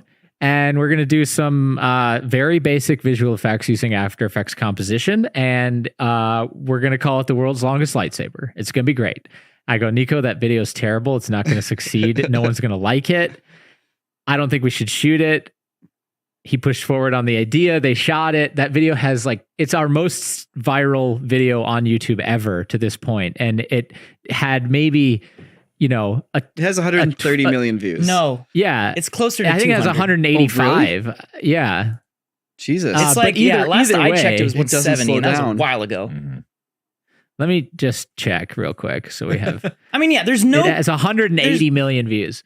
There's not really a correlation between how much effort a video takes and how successful it is. Oh, absolutely. Right, and that was a hard lesson for us to learn. Effort and quality are not the same thing. Wow, so somebody else has a video with the exact same title and the same thumbnail. I saw that on our subreddit recently. Yeah. It is one of those things. One of my my most popular video is called Meow. It has 300 and something million views. I put 8 hours of work into it. I shot it out. It actually, oddly enough, had more work than usually my videos, but I was just like, wow. I was supposed to do a 10 million subscriber milestone video, and I was like, I don't feel like doing it. I'm just going to make this video. Instant success, better than any other video has ever done, better than Five Nights at Freddy's, which was really what put me on the map. I think it was a 1 out of 10. And it's just this is before even 1 out of 10 came up, but it'll be 1 out. It's in the top 10 of my videos still to this day of total number of views. Oh, I see you saw a pattern. You did meow, woof, and moo. I did, yes. Made no money on any of them because they all got claimed immediately because it's footage from just random animal videos that people have uploaded. So I don't know, but it's just one of those things where it's I put all the effort in the world into my show Space, and I knew and I understood that it would never get as much success. It didn't mean that video wasn't important to make. For me as a creative, and I think for you guys with all the incredible work that you put into it, just because a video doesn't hit viral because of the algorithm does not mean that it did not have a significant impact on someone, inspiring them to move forward and make stuff for themselves. And I think that value cannot be understated. Yeah, I mean, a couple months ago we did a video. It was an Iron Chef sort of parody, not parody. I don't know if that's the right word. The VFX Iron Chef idea. And we put a lot of effort into the concept before we even shot. And then the day of shooting, it was a whole production thing, and it bled into the next day for getting pickups and all this stuff. It was a big deal. And we were all on board with that. We're yeah, this is a new format. Mm-hmm. This is the start of something big. Yeah. And then it went up, and it was our least performing video of the previous 10. Yeah. And it was it's interesting. It's the thing. But then the next week we went to NAB, and so we got to meet a whole lot of people and talk with a whole lot of people, and so many of them were that was such a good video. We loved it. It was one of the best videos you guys have done in such a long time. And I'm great. Too bad no one else watched it on YouTube.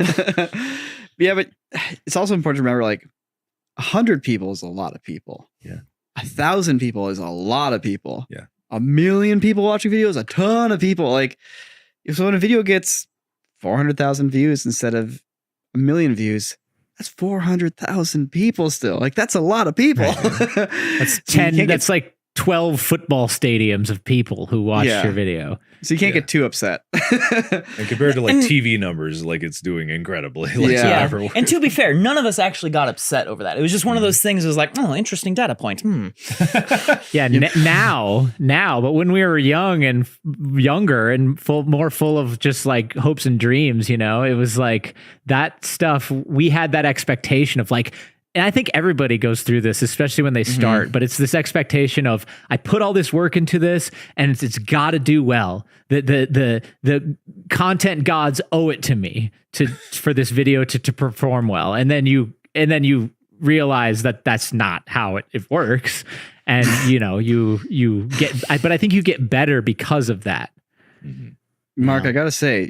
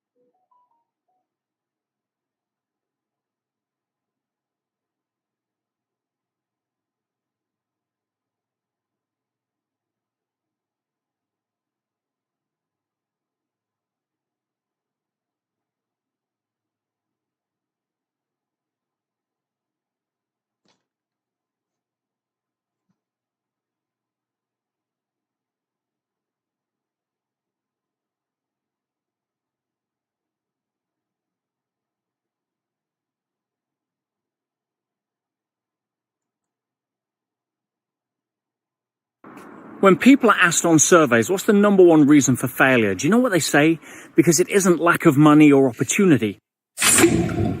Hey everyone, welcome to the Corridor Cast. My name is Ren, and today we have a very special guest by the name of Tom Scott from the YouTube channel Tom Scott. He likes to wear red shirts and talk about things you might not know.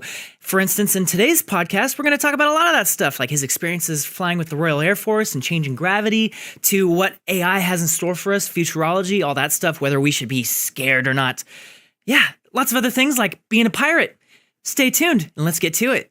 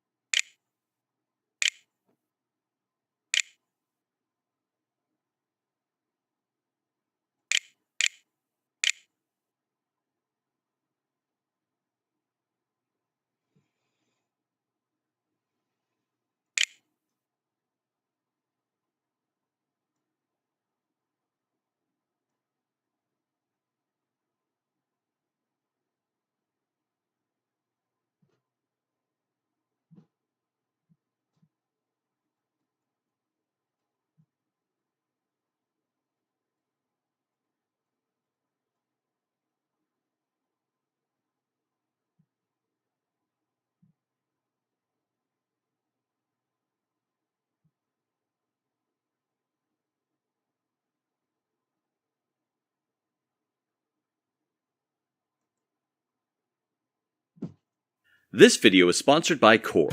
Core is the new free game creation platform that lets you build, publish, and play games. It's an amazing platform to quickly get started designing, especially if you want to create a 3D multiplayer game. Pick a framework and start building your own games right away using thousands of free, high-quality music, sound, and art assets, all with no coding required. But if you really want to dig in, Core lets you create your own game logic using Lua. You can build games from scratch, or remix and reimagine content shared by other creators. And when it's time to publish, your game will go live on the Core platform with the click of a button. Right now, Core is hosting the Secret Spaces Game Jam along with extra credits. There's still plenty of time to join and use Core to make an amazing world that anyone can enjoy and explore. Not to mention the $3,500 prize pool. Core is completely free, so be sure to check them out by clicking on the link in the description.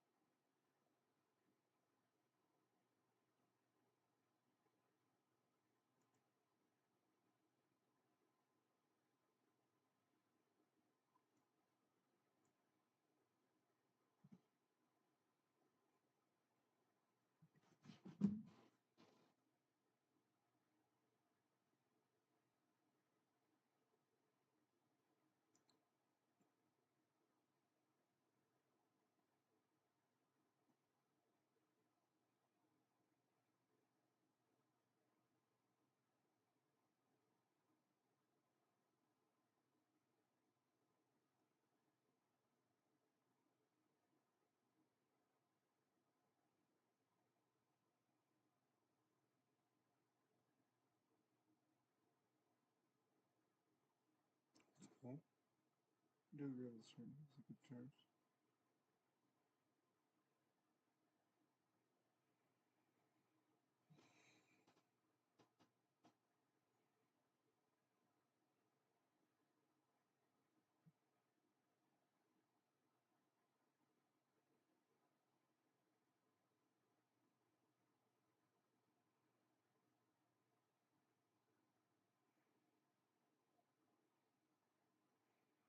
Yes. Yes.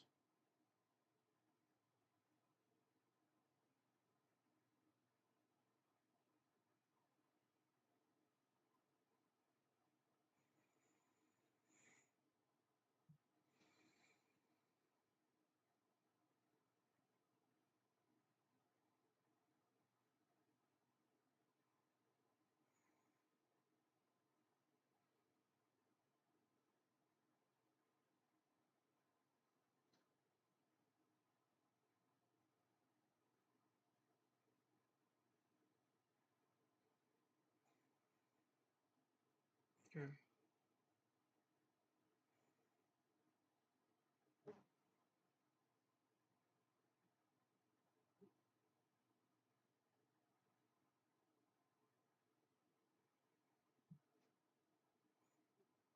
Right.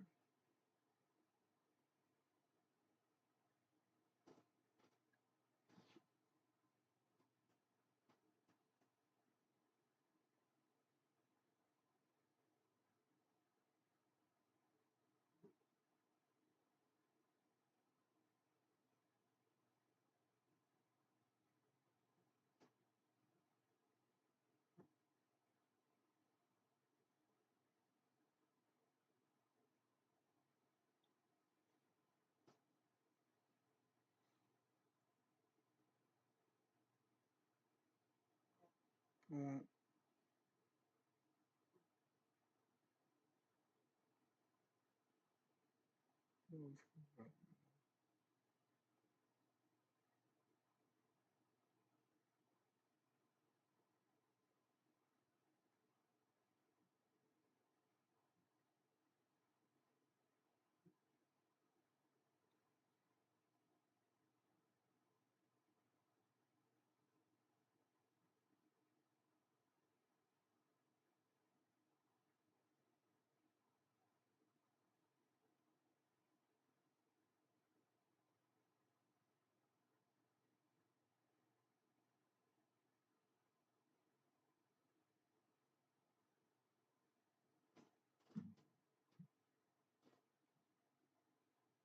To the user content. That's all I wanted to see.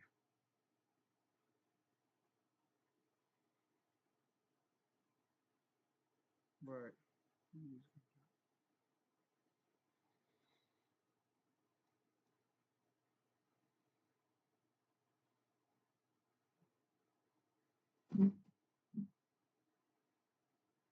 Okay.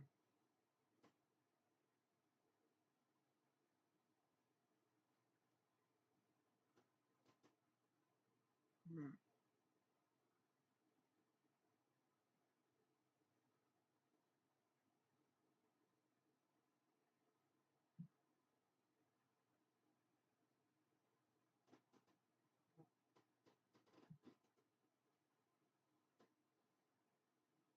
Okay.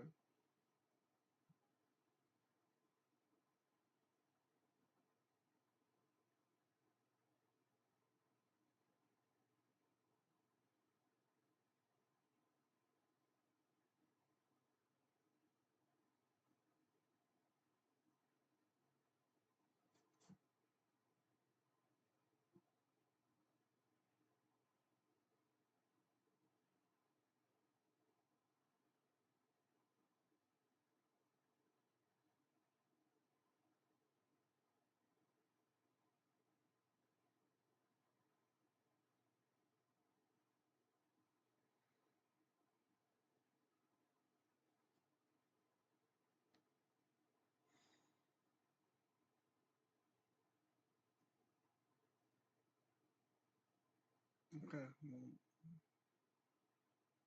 yeah.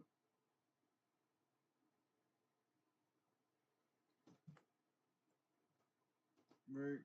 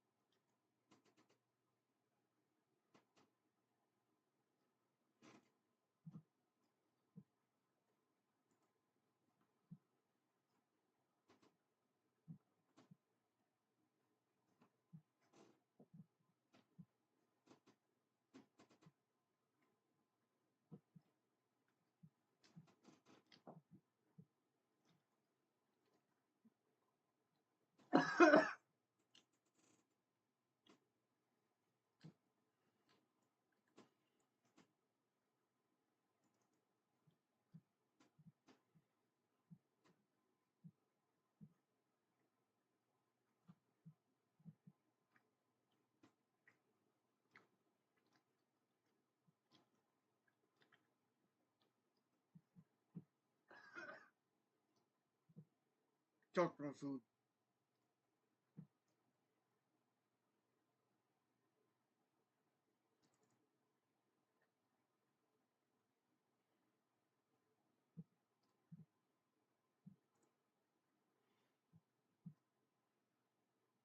Hey guys, real quick, let me give you a tip on Udemy.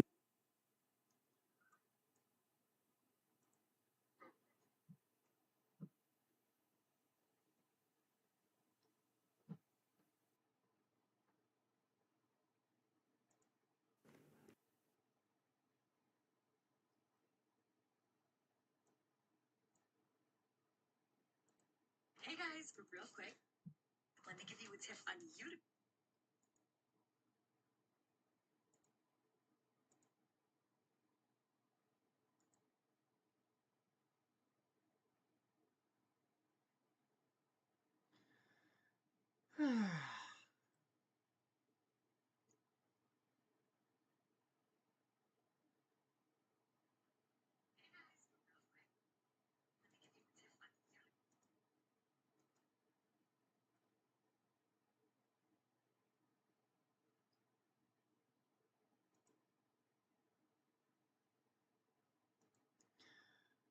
Where's the other account?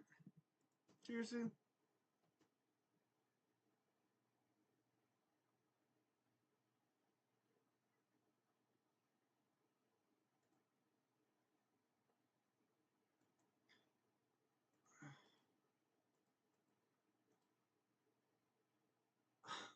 Can't take that email.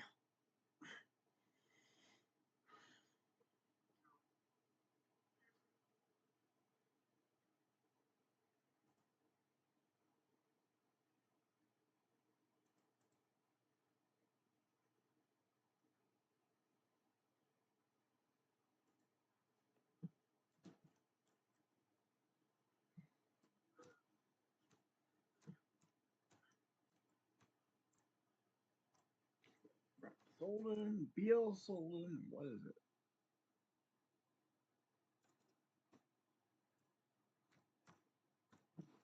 I heard another one. I don't know where it is. No, it's not that one. It's hold the fifth. It's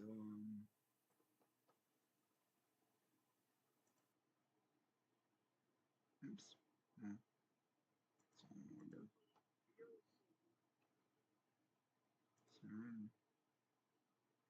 There we go. It's Brett Clopolo V.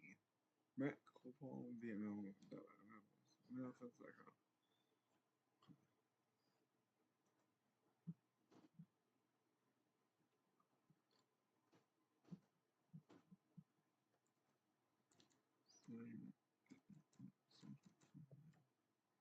Got a fresh flower, Star Wars.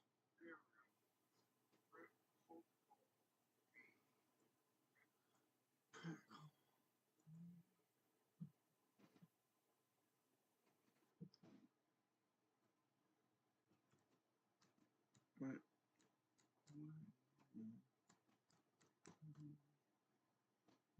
V.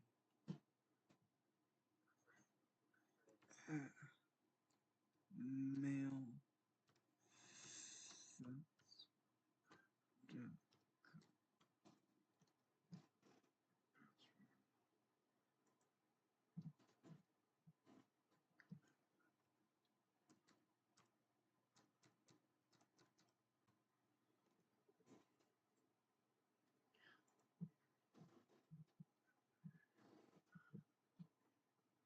Oh. Google.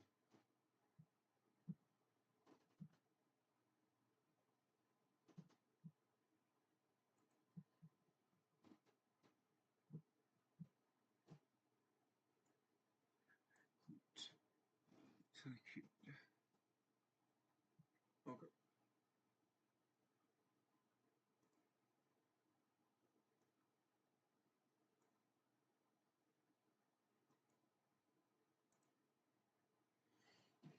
reinstall.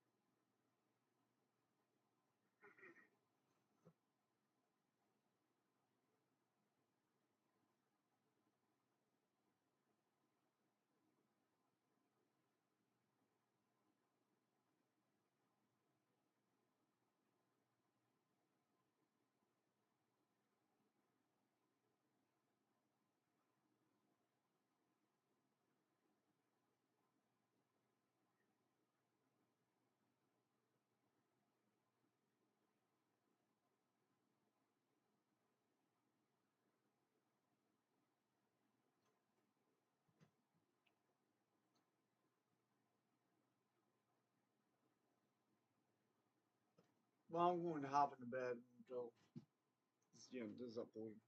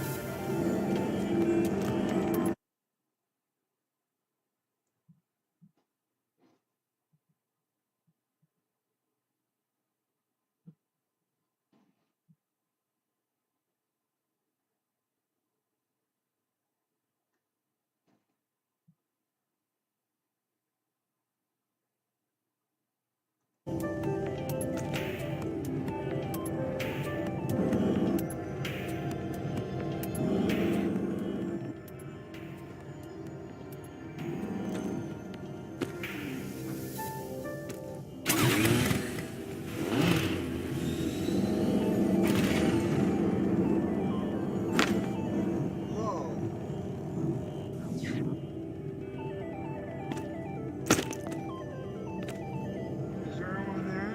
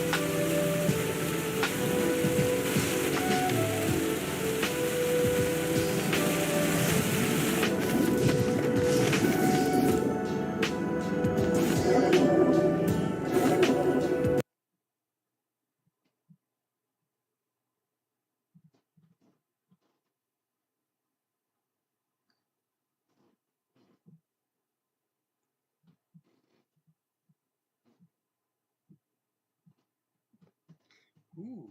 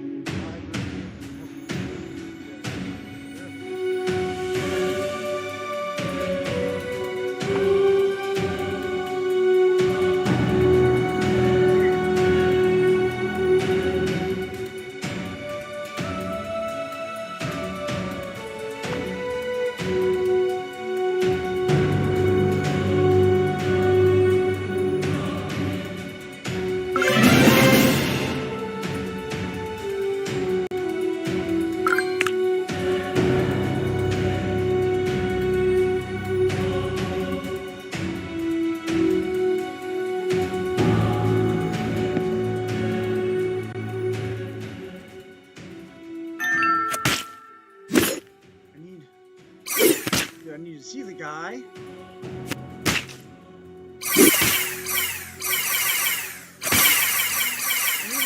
I'll face him.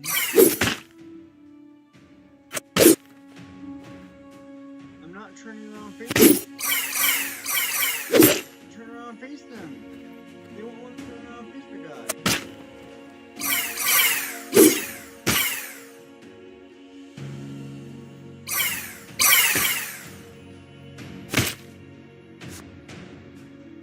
Where's my sword at?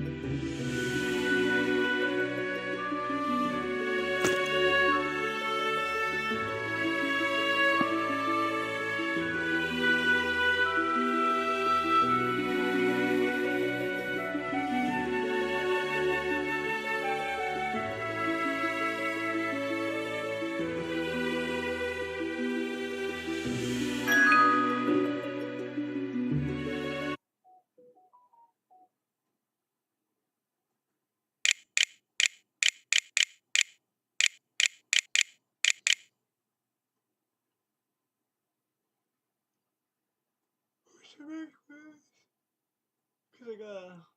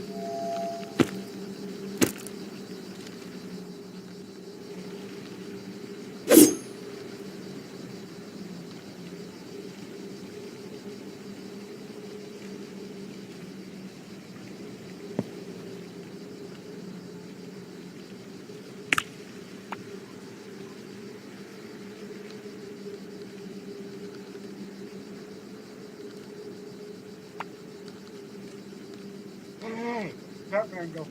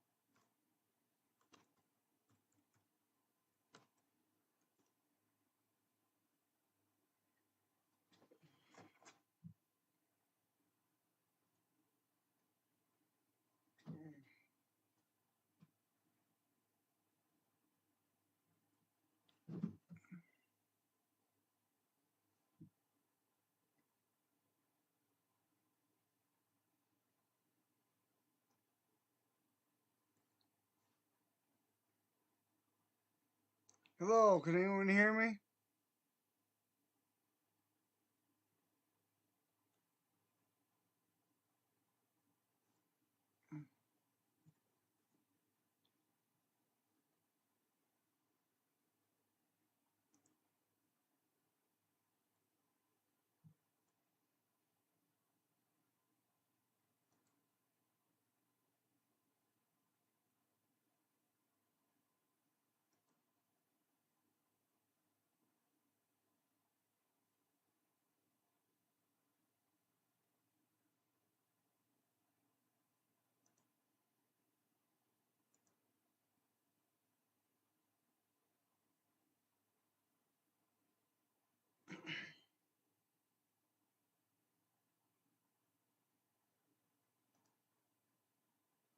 That's better.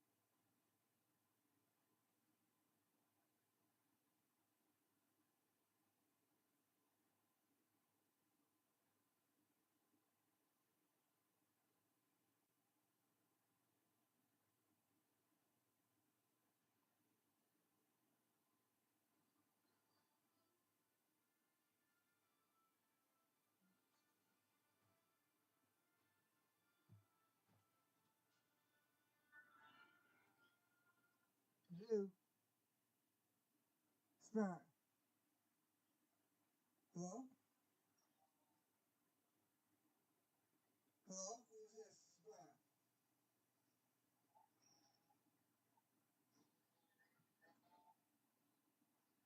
Who is this?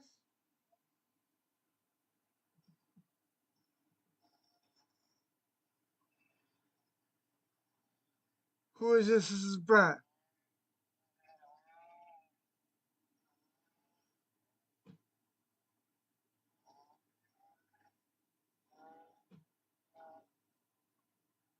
Hi, is this Colt?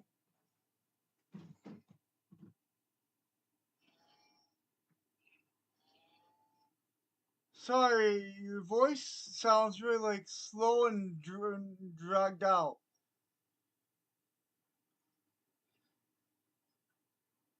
Hello?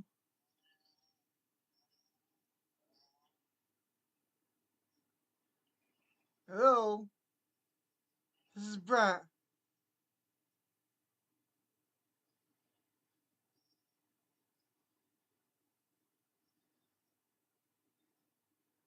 Hey, is this Fred?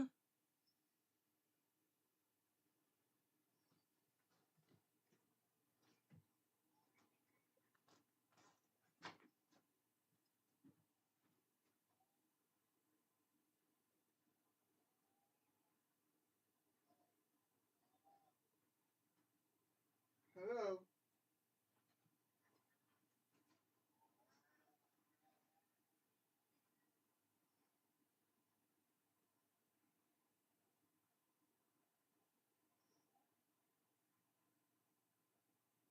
Hi. Hello? This is Brett. This is Brett Sullivan. Hello?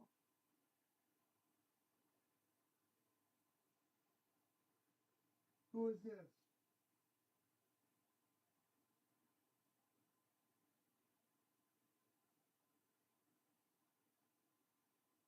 Hello?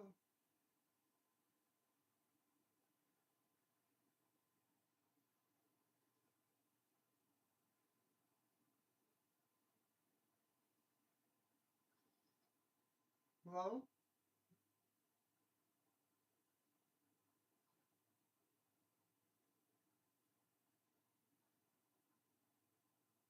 This is Mark? Hello, who is this?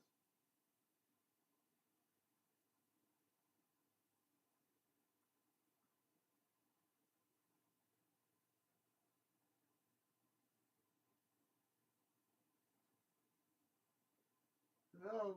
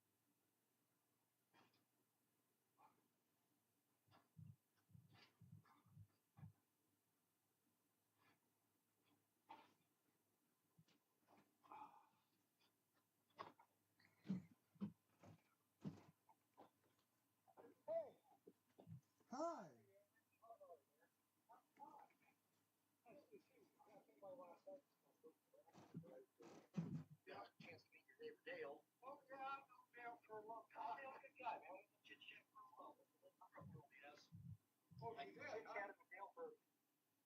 Nice guy. Yeah, he is. Small world, really. I grew up going to the Great Valley congregation. Oh, you did? So, yeah, it's kind of weird. Where do you go now, or do you? Well, non-denominational. I do a lot of cornerstone. Yeah. My ex-wife was Baptist. I had to be here somewhere. Yeah, I understand that. You know, that was, I understand that. Well, see Canada, guys. That's a good thing. Yeah. We've been waiting for that. Gotta call him.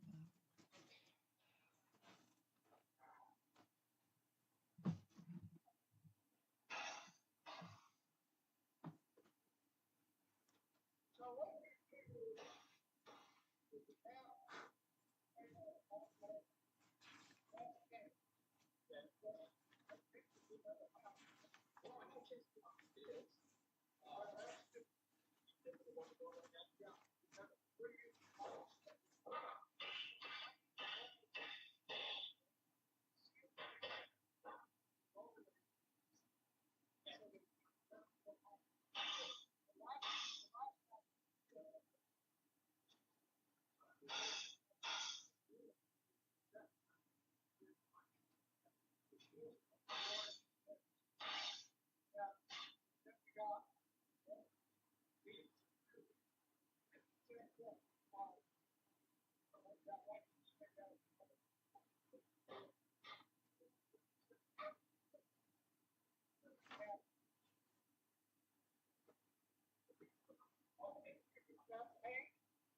No, they start. They say, okay, I'll go to I'm not sure which thing.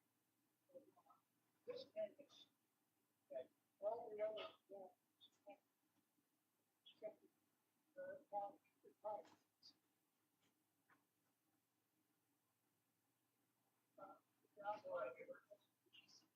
Yeah,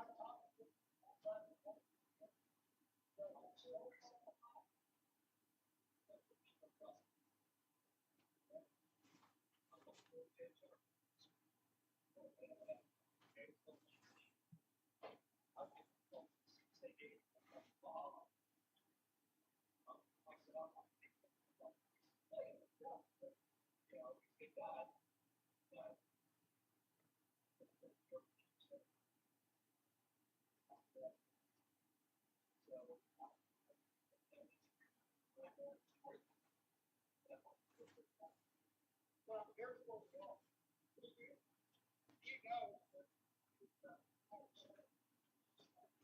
we got what box.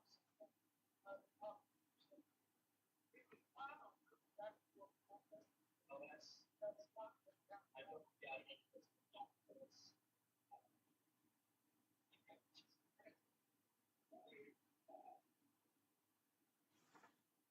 Well, I hope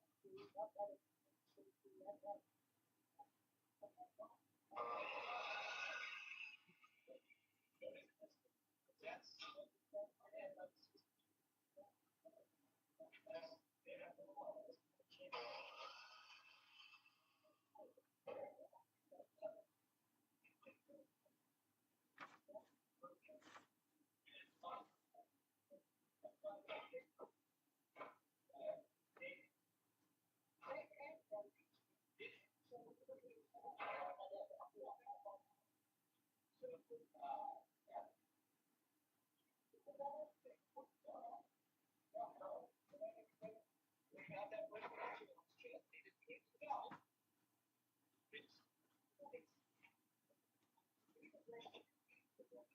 Saw a sausage patty on your chips. Yeah. And it never occurred to you, I should get this checked out. She goes, well, I do, but the price is doing it. And I said, well, the only thing that makes it worse is more time. Yeah. So when we call me, that is church.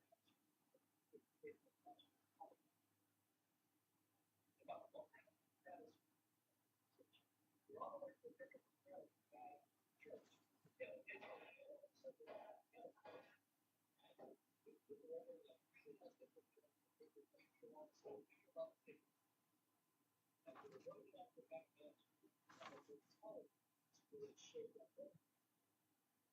2 months later, we had to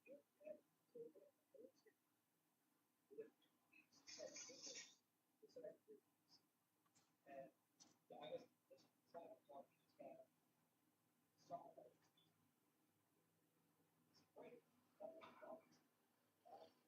It's great. It's just that bad. But all right, yeah.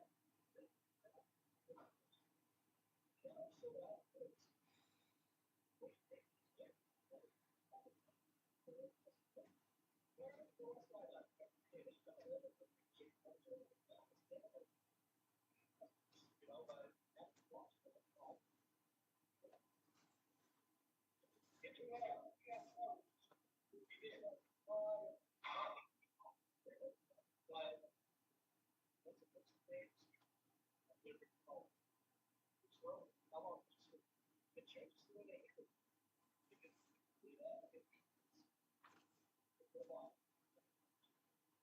Because wasn't good.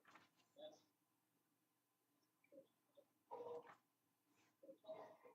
checked out.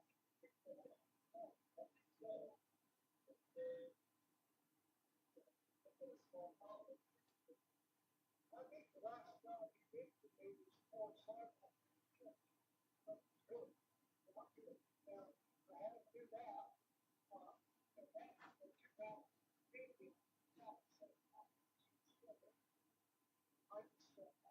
right. Then when I went back in, I don't say, hey, well, that's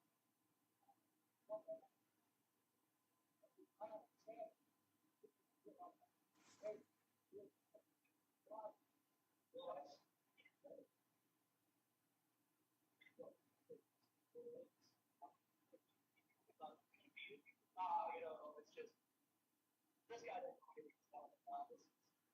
You know, my electrician did say, yeah, oh, he was in favor of that capture, one capture, sure.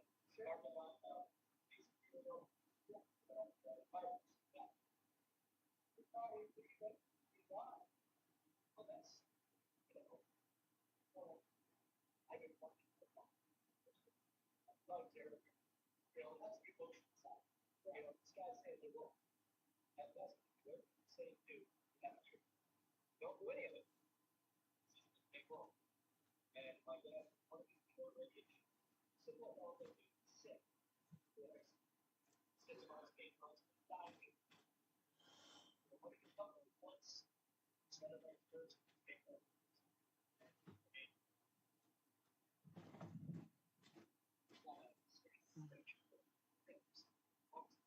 So, maybe not. It's just, I mean, one diagnosis, considered hospitalized. I said they probably good. So, yeah,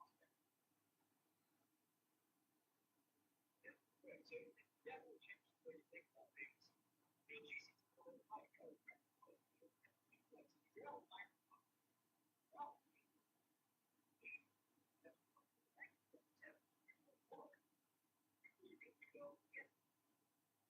one day I think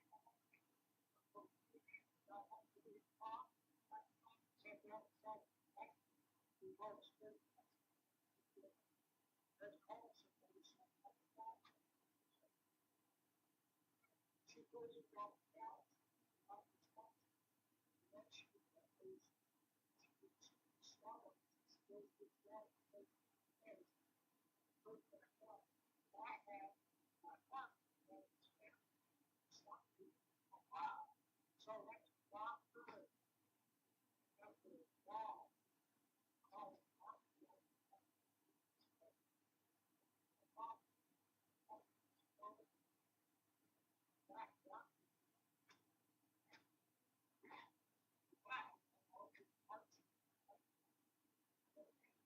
so you're just in your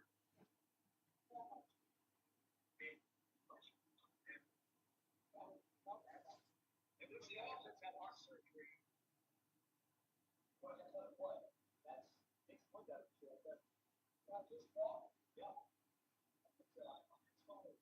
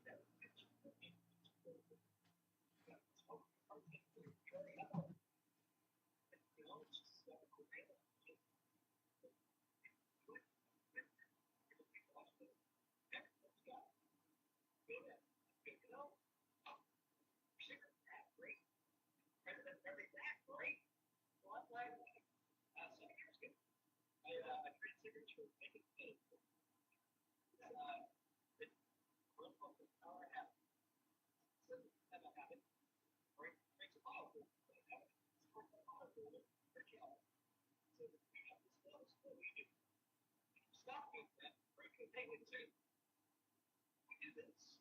Why are we doing this? We need to do this. We're not doing this. So that's really it's just like having to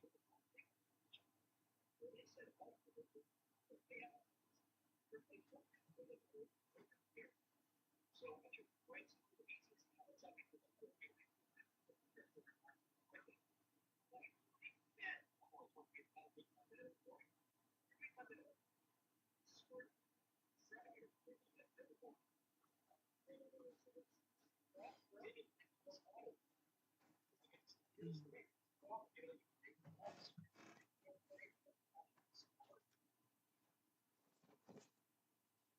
individual results will be verified.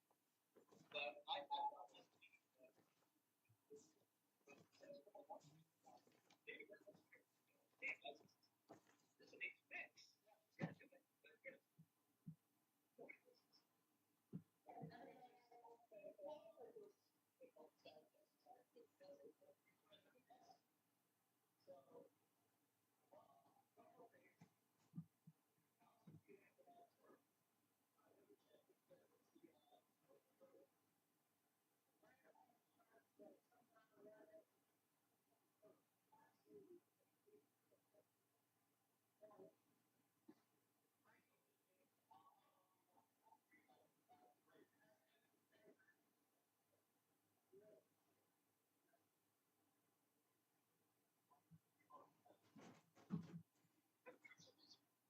More basic.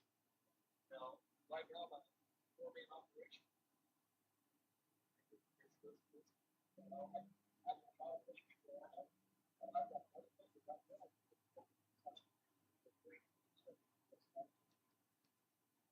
So that's going to take my guys 3 days.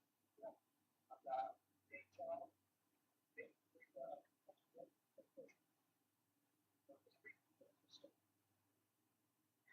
I probably put off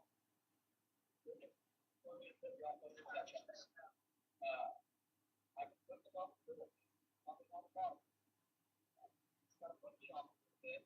I was just touching my ball and I blocked out my schedule. And then they weren't ready. So, they, since it's ready, they want it. I said, well, Brad, I have your schedule. So we're delivered. And we're shot from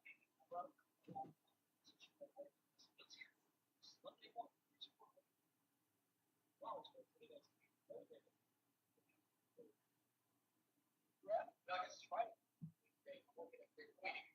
So it's, I went by there yesterday. It's still not there. Patience on the schedule. I won't take things. Right. I understand. I would schedule. Right. You schedule. You know how it is. I told you I'm going to be there, but I wasn't there. It's the same thing for us. It's you know, you can schedule. And you know, so, I mean, well, it's easy, but I think have to get it done. Time frame.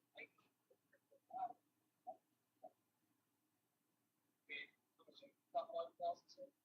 Yeah. I mean, I've got a very good book.